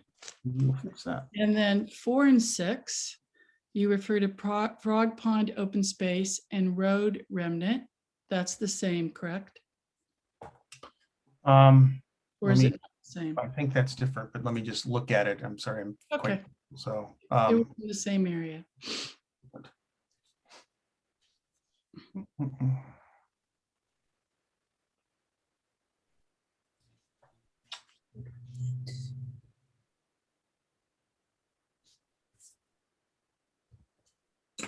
They're different. They're different. Okay. A couple of them refer to the existing Frog Pond open space, and one of them refers to the road remnant. Okay, That's correct. thanks. Thank you for that. I have no other questions.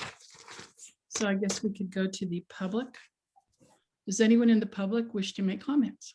So far, we have 2 hands raised. The first is, we have 3 hands raised. First is Rita Comas. Rita. Hi, thank you for taking my question.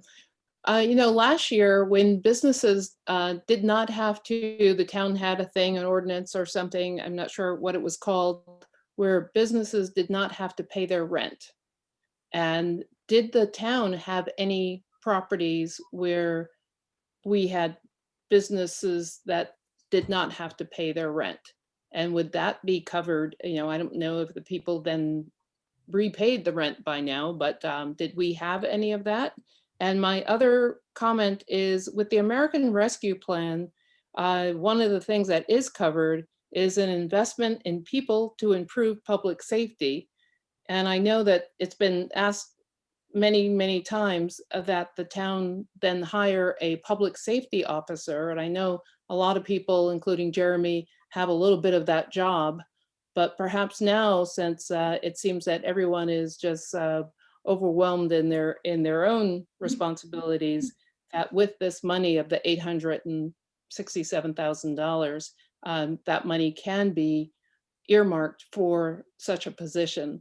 And then the position could possibly pay for itself by putting in for grants that the employees wouldn't have time right now to be putting in for fire safety and other things. Thank you. Mayor Dermott, would you like me to answer the first question? I would. The town does not rent in a traditional sense any of its facilities for long-term use, but certainly there's short-term rentals. But we didn't have anyone occupying town-owned space or offices on a longer-term basis. Thank you. Another public comment.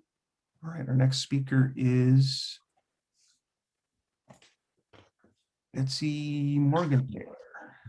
Betsy. Thank you, Council, and thank you, Jeremy. Yeah, I have a question about the discussion on the reserves. I attended the May 5th Finance Committee meeting, and its agenda included a review of town financial policies. And in those policies that were afforded to the committee members and the public that attended, it mentioned that a policy that was established in July 2011, and it noted that given risks, this is a prior Finance Committee decision, given the risk of local natural disasters, earthquake, weather, and road impacts, and our lesser diversified tax base, the reserve recommendation was set at 60%. That's 60%.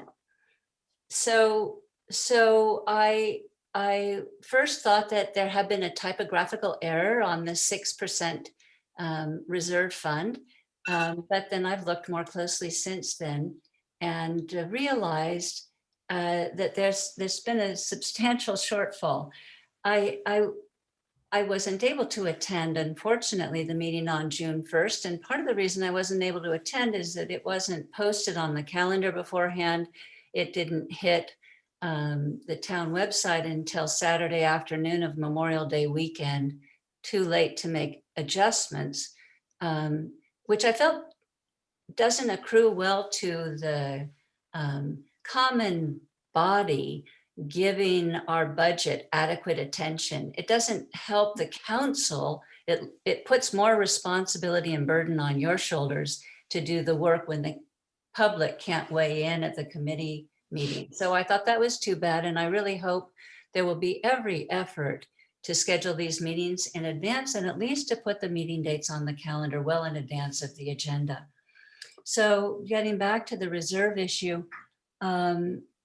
the proposal for this year seems to be just over 6%, which as I calculated is less than 1 month.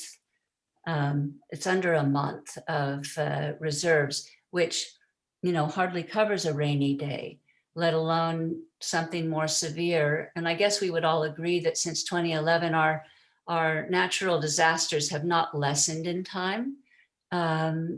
So I'd just like to hear a discussion amongst you, not so much a quick answer, but more of a discussion about that and whether or not, and this is an area that I'm asking a question, am I correct in reading that of that 6%, is 482,000 of it targeting Fund 204, the Open Space Acquisition Fund? Is that where our 75% of our 6% rainy day reserve is coming from? Because as I read it, that's what it appeared. And because it was voter approved by over 80% margin, as I recall, that just seemed problematic without much more thorough fleshing out. As I've attended the OSAC meetings, there was a lot of resistance to it. So I'm not settled yet. One more thing before I don't know if I'm out of time, but let me know. Jeremy did request that you consider, given our tight budget, which we all agree there's a tight budget, that you consider the UUT. According to Ann Wengert, as of November 30th, we had spent down very healthy reserves in the prior 3 years, she said. I just hate the thought of targeting a sitting fund that we can drain as quickly as we did our reserves. I think we need to solve the spending problem in tandem and not only look at more sources of revenue. I think we need to give a thorough look at both and do so thoughtfully with more public input. Thank you. Jeremy, was there anything in there that you would like to address, or was it a little too meaty? Well, I can try, but I was having, no apologies to Betsy, I was having some trouble following the 6%. I don't know what that number is. The requirement is Betsy indicated in our financial policy, general fund minimum fund balance policy, is that we need to have 60%. And this is from the Government Finance Officers Association, that we have 60% of our adopted budget general fund expenditures available for the purposes of emergency use. And that's everything in the general fund, including the assignments, which we meet, and we've met every year. So that's all I have to say about that. Okay. Were We there, have 2 more hands up. The next is Judy Murphy. And Judy, if I'm correct, you would like me to show a photo. Is that correct? I would, please. Thank you, Jeremy. It doesn't look great from my computer, but I'll do the best I can. Okay, this is background for my talk. I'm really here to speak for the Conservation Committee.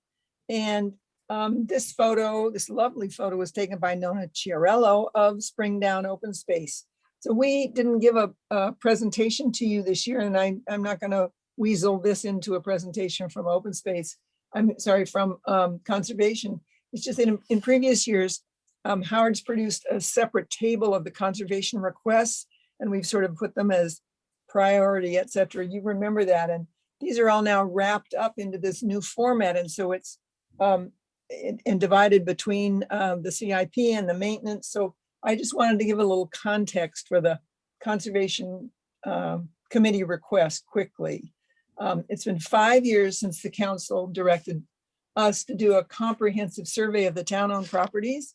And it's been 3 years since you approved and funded a 3-year plan at Springdown, which changed it from an overgrown weedy lot to a more park-like setting that you see in this picture. The results have been terrific, especially in the central area. We got off to kind of a slow start with a learning curve for what should best be done when and how to orchestrate that. But this year all went quite smoothly. It was done with the backbone was Public Works, the staff and their contracted people weeding and mowing. It was supplemented by volunteers, including the local scouts. And this lovely space is now more used. Walkers on the circular path, much more frequent, people pushing strollers, joggers. My favorite was a father who was homeschooling his kids in the deep canopy of the willow one day when I walked through there. And aside from expensive tree work to be done, our requested budget for this year now is primarily just a level of maintenance that will allow this property continue being the beautiful asset that it's become for the community. Town Center has benefited from additional yearly expenditures over the last couple of years. Several planting beds have been renovated in the area between the old schoolhouse and the Springdown Tennis Court Road, cleared of overgrowth and invasives. This year, we've requested renovation of remaining overgrown beds along the creek, especially and increased protection for that majestic heritage oak that's got the poles holding part of it up, as recommended by an arborist. That's been on our request for several years and not funded before this. In Triangle Park, the budgeted funds allowed clearing of overgrowth and dead brush and a liberating of some crowded oaks while preserving the seclusion from the roads that the users wanted. This area needs no improvement funding this year, and we anticipate suggesting a clean out every 3 to 5 years. We'll kind of keep our eye on it and add something back to our request when it seems necessary. Frog Pond Open Space has not received any additional funding in these years. It was sort of in the lower priority.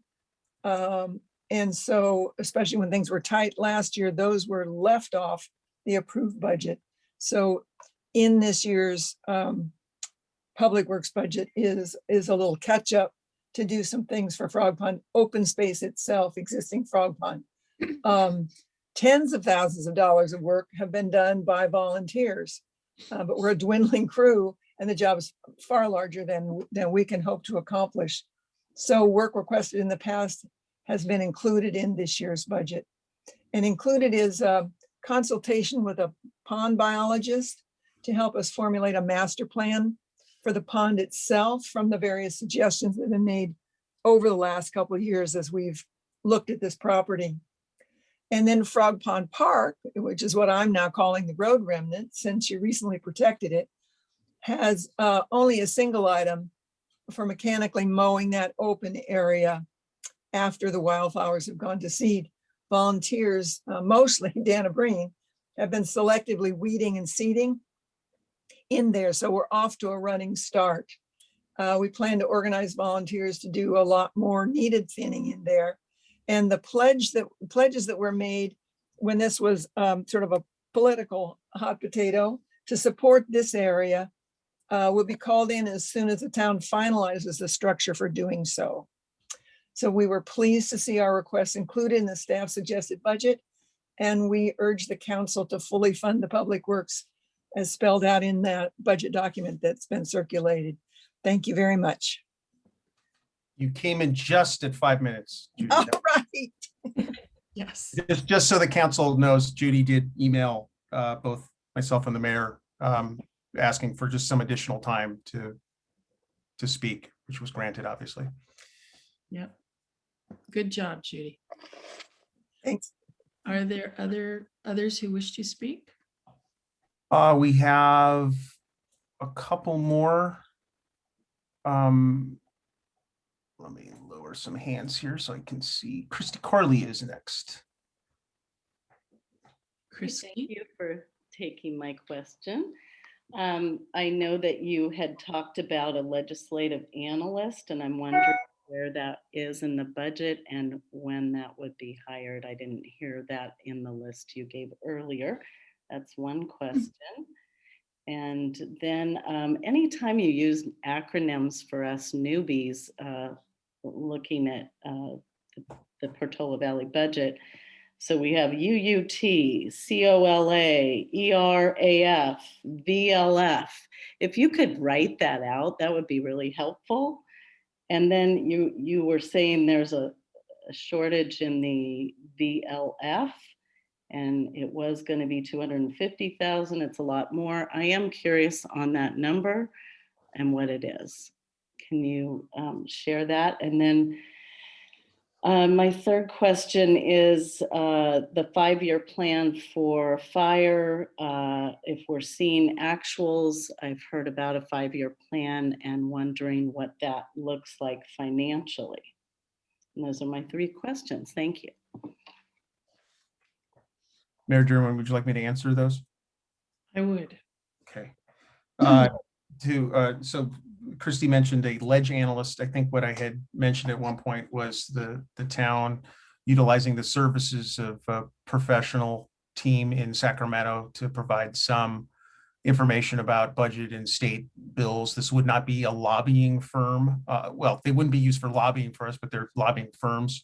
I've contacted a few and finalizing some potential proposals to bring to council. They were not ready in time for this budget document, so that will come a little bit later.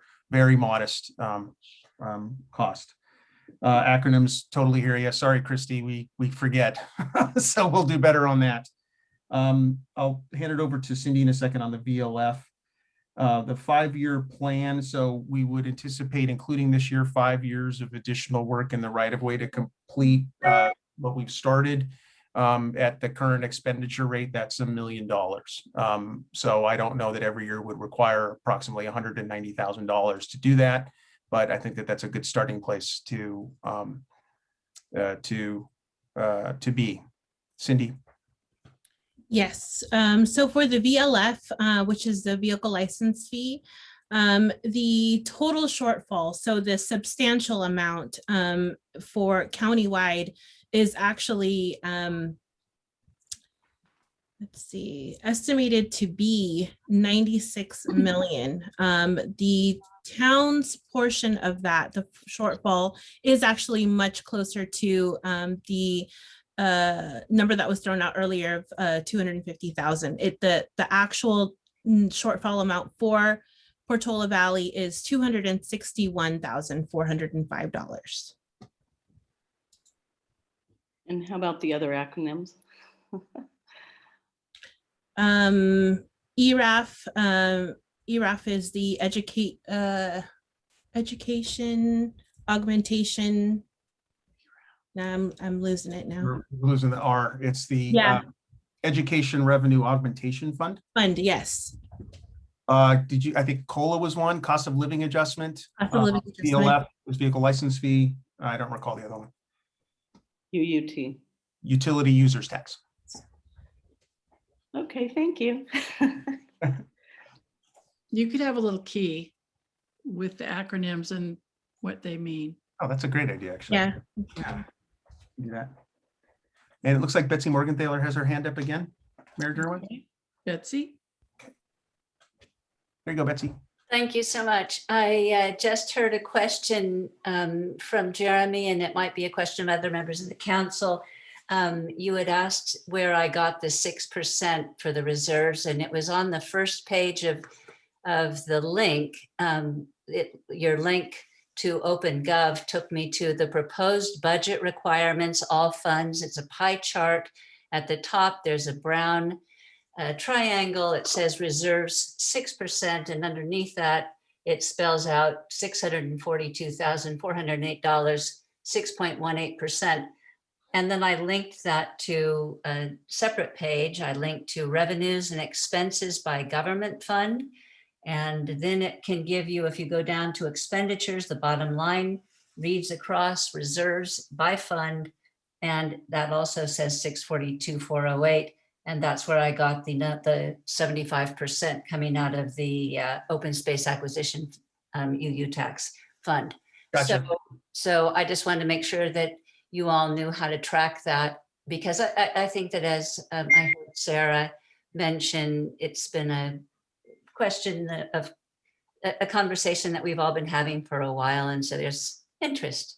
Sure. This is accounting. I think the staff here can describe this a little further, but we use the terms reserves and fund balance as it relates to requirements and sources to bring the budget up to a balance. So in previous years, what we had is every year we typically run an operating surplus. So we would, to use simple numbers, we would show $100 on the revenue side and $75 on the expenditure side. We're now balancing the budget. So we use, depending on the category, whether it's requirements or sources, those terms, including reserves. Jim or Cindy, would you, for further explanation? I try to keep it non-technical. Yeah, so what she's looking at is the fund balance and reserves are appropriated fund balance and reserves. So it's the amount that we had to budget to balance the budget.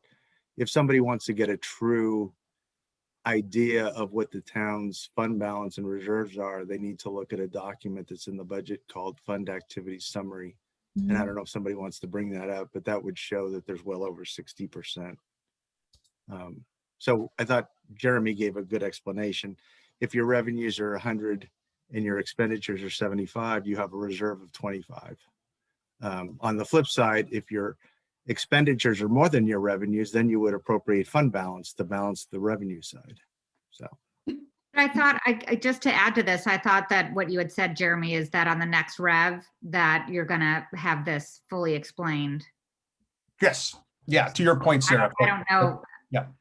So I think this is actually, I think, different, Sarah, than the discussion that we've been having in the subcommittee on how to describe reserves. So the reserves that Betsy is talking about on that fund sheet, it's a different use of the same word. When we talk about reserves and our reserve policy and 60%, that essentially means that we're not allowed, we don't want our bank balance to fall below 60% of our projected expenditures for the year. That's different than this accounting reserves concept, which is transferring money amongst the funds to make everything balance out, essentially. So I think Betsy, this is different than the clarity, I think, Sarah, that you were talking about. I think Betsy's talking about the former and misunderstood the meaning of the reserves in the pie chart. I think that's Exactly. what happened. Well, and I think to the point of the conversations that's occurring right now, we have an opportunity to do Document. further education. Thank you. Absolutely. You got it.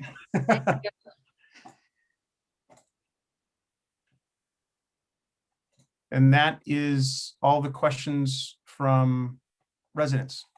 Mayor Gurley. Right. I'll bring it back to the council. Are there comments? Are there further thoughts? This will come back to us in 2 weeks. Yeah. We'll have a public hearing. Yes. And Do you need us to set that hearing tonight? Do we need a motion to set that hearing? yeah, I always forget when we do it though, Cara. We don't need a We motion, don't? Okay. Guess we don't. Yeah. right, Cara? That's correct. You don't need a motion, but the public should be put on notice that we will be having a public hearing on June 23rd. And taking action. Tonight, we're just reviewing and making comments, asking questions, listening to the community. Yeah. Well, and just, so far, I think there's been a variety of feedback from council members to improve the product. Certainly, we've indicated that there's some cleanup that we want to do in 1920 and a few of the revenue streams, a few other places, which is really helpful. I mean, I think, I think an area of, certainly an area of input from the council that would be very helpful is, I mean, this is, I called it again, modest, but is, considerable amount of revenue that we're contributing from the general fund towards a variety of capital projects. Some of which may be able to cover it under the ARP, the American Rescue Plan, but certainly not everything. So I think some sense there. We wanted to, well, I'll say it this way: conservation has been very patient with us, so we were keen to ensure that the council's direction was fully realized here. So we're very happy to have that in there. But I think otherwise the budget in some ways has been developed to be appropriate in a post-COVID world as we're coming out of it and trying to allocate staff in the appropriate places, recognizing some very major projects that the staff has to accomplish in the next year that will take up a considerable amount of time. I think that's it from my end. Does anybody have anything to add? Okay, so you heard us and you heard the community. Thank you. And we will see this again in 2 weeks, and we will not add any more to your plate. Promises, promises. We'll really try. Until the federal money comes in. Yeah, we just need a little bit more money before we get to, go out and buy some purses. All right, now. Thank you, Cindy, and thank you, Jim. And thank you to the management team for coming tonight. Yes, I'm sorry. Excuse me. I'm so eager to get to my trash TV that I did not properly thank you, Cindy, or you. Are you still here? Yes, Jim and Jeremy and everybody else who worked on this budget. Every year it's more user friendly. And Jeremy, I really did enjoy the transmittal letter. That was very informative. Well, and if I can make a quick comment about that, I really want to thank Sarah for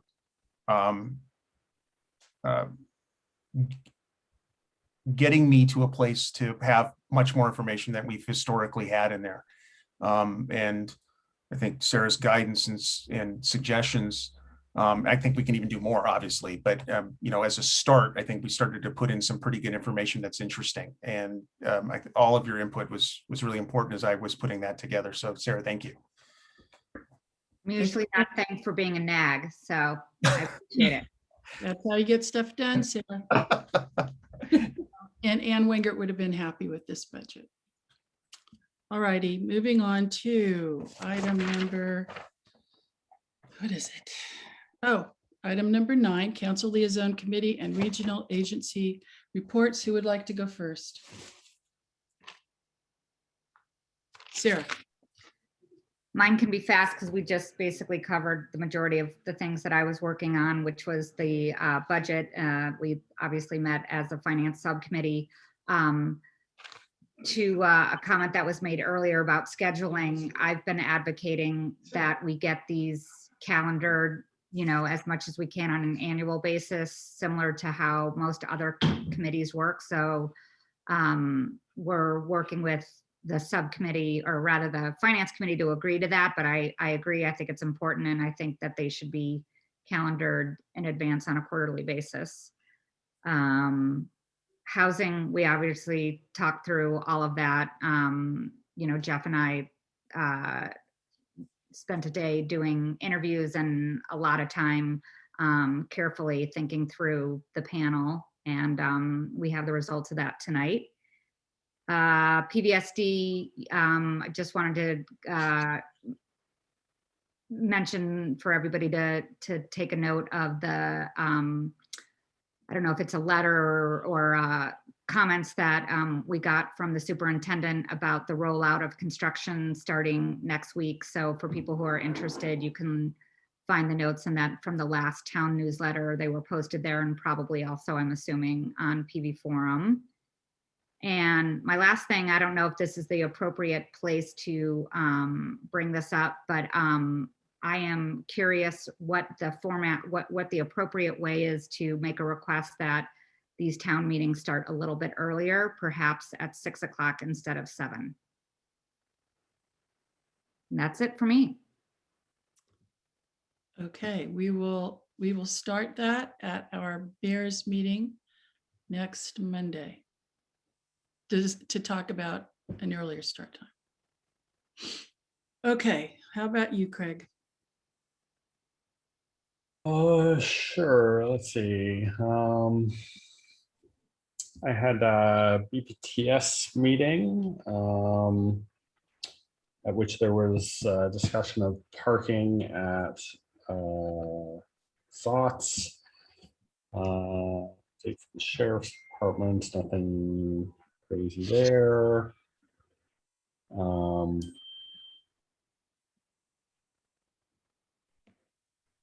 The encroachment permit for Corte Madera School, there's an update there, and that's been issued now for the construction project. Let's see, then Planning Commission meeting. The Planning Commission did another round of discussion on the ADU update to our ADU ordinance for compliance with changes in state law. So that's been moving forward. And I think there were 1 or 2 language issues that were still going to be cleared up, but that should be moving forward. And as you've heard, they chose Commissioners Targ and Cox-Sill for the Housing Committee, but that may change depending on how the Sill situation shakes out, as we discussed earlier. And then Finance Committee, we covered the budget, which was a major issue there, and Sarah covered the rest of it. So those were my meetings. Thank you. Jeff? Yeah, last week was the airport roundtable. The big development this month, this meeting, is that we've formed a subcommittee that will explore the addition of Palo Alto as a member of that roundtable. This is something that has actually been under discussion for about 20 years. And I think the the roundtable finally, I mean, it was a pretty solid majority in the end. There were some objections, but there was actually pretty broad consensus that we think Palo Alto is a stakeholder in San Francisco Airport. So I'm on that subcommittee, and we'll start looking at criteria for new members, which will, I believe, support the addition of Palo Alto as another member there. Parks and Rec met 2 nights ago. Hold on, let me just look at the agenda, make sure I don't forget anything.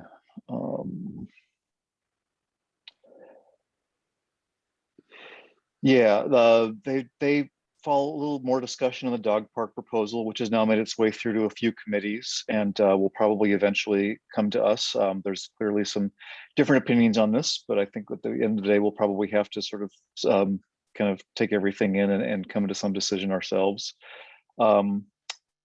They are working on basically formalizing the reservation policy for the tennis and pickleball courts. Right now, there's a Google Doc that sort of people who are signed up for pickleball or tennis can use, and they'd like to make that a little more formal and probably more secure. And there appear to be some tools in EnerGov for that, or OpenGov. And then they discussed user fees for the fields and the courts. And there's 2 things: is that we've never really charged any fees for using the courts for tennis or pickleball. We're considering whether we should start, maybe we're charging a nominal fee, but we're just trying to revisit that.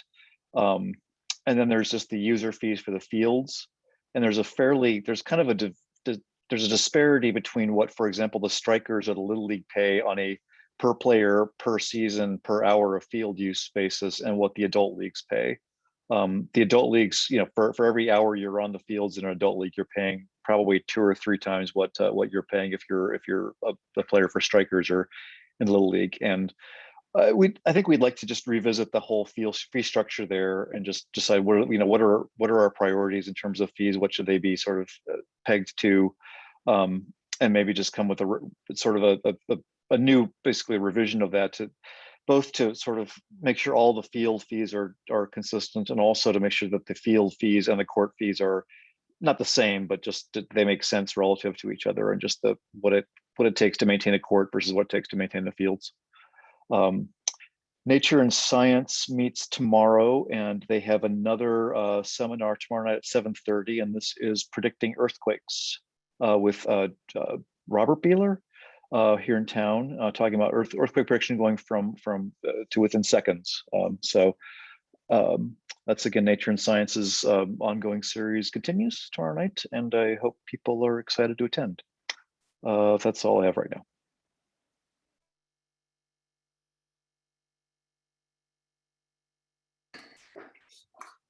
I had none.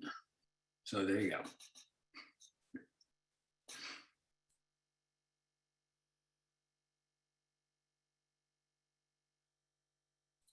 You're muted. I had only 3.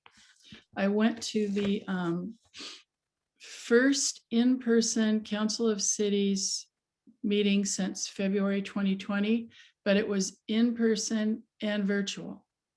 So, which gave me a little insight into how hideous this is going to be. So we were in a big room. It was Belmont Rec Center. And so maybe, I don't know how many of us there were standing around. Maybe there were half in person who were mayors there to vote. And then maybe there were half on the big screen. And it was tough. It was hard to do. However, that's 21 people voting. So I think probably our meeting is going to be easier, but it was still challenging. So the city selection committee voted on the members to the executive board of ABAG. Both incumbents were reappointed. Carlos Romero from East Palo Alto, Giselle Hale from Redwood City. Also voted on the alternate members for ABAG, both reappointed. Risha Awasti from Foster City and Sam Hindi from Foster City. And also voted on the LAFCO board member, also reappointed, Harvey Rarback from Half Moon Bay. The program, which was pretty short, was, let's see, They talked about their, no, I can't even find it. They talked about a lot of the work that they've done. And while they were talking, it was their Belmont Parks and Open Space Master Plan. And while they were talking, we had our little box lunches. And then if you wanted, you would drove your car over to another location to do a hike, but I did not do that piece. On June 1st, I had a phone call with Susan Cordone from Cal Water. She is the conservation coordinator. She's actually located in Redondo Beach in Southern California, but she handles conservation for very, very large territory. So we talked about all the rebates that Cal Water is doing right now. We talked about the residential, the commercial, and there were actually some commercial things that I thought were interesting, like sprinkler nozzles, you can get a rebate for, large rotary nozzles, spray body with integrated passive something. And she also talked about a smart landscape tune-up program, which is open now, and they're starting to market it, and our residents could take part in this. A contractor goes out, he works with the customer, he turns on the system, he reviews everything, and then he makes recommendations. Little things he might fix, but basically you've got to hire somebody else to do the work. They are going to have some kind of a turf replacement program, probably rolling it out in July. They still have the conservation kits. They have a Cal Water HDO challenge for the schools. They've got a whole bunch of stuff going on. So we're going to bring her to the Sustainability Committee meeting in July, and I'm hoping that they can promote all the things that Cal Water is doing to our community. I was part of the wildfire event, which was in the series of League of Women Voters webinars that have been sponsored by One Shoreline, which is Flood and Sea Level Rise Resiliency District. This one had Lynn Matterman, who's the CEO of Fizzler, Dawn, our supervisor, Jonathan Cox from Cal Fire, myself, and then the next panel, which was the Q&A panel, was, no, wait, and also Nick Calderon from County Parks. Kellix from RCD was in the Q&A, Denise Anea was in the Q&A, and Jeremy was in the Q&A. Did I remember everybody? And I thought it was a good event. Did you think so, Jeremy? I think we had 225 people signed up, but I was looking at the participants. I think it was in the hundreds. About 120, I think, at one point. A whole lot of questions. Yeah, that was good. Yeah. Okay, then was there another one? I guess that's it. I thought I had another thing. I guess not. Okay, moving on to Jeremy's report. Item number 10. I only have one item I just wanted to mention tonight. Is something that I'm planning to bring forward to the Wildfire Preparedness Committee in an upcoming meeting. We haven't scheduled the chair hasn't scheduled a date yet.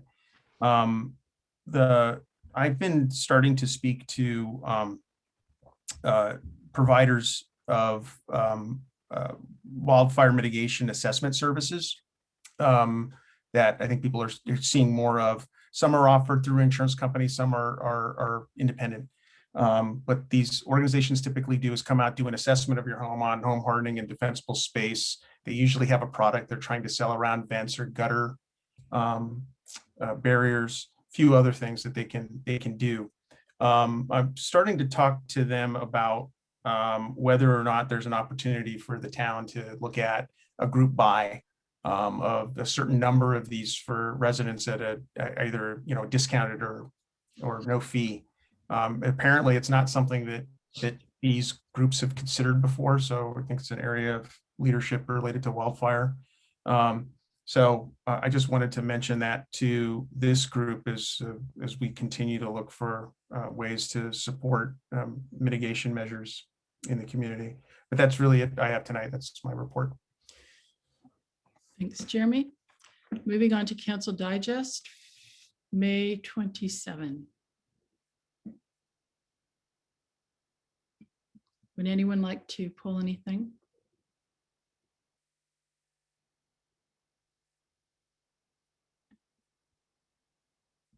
Nope. Okay, then moving on to Council Digest for June 3rd.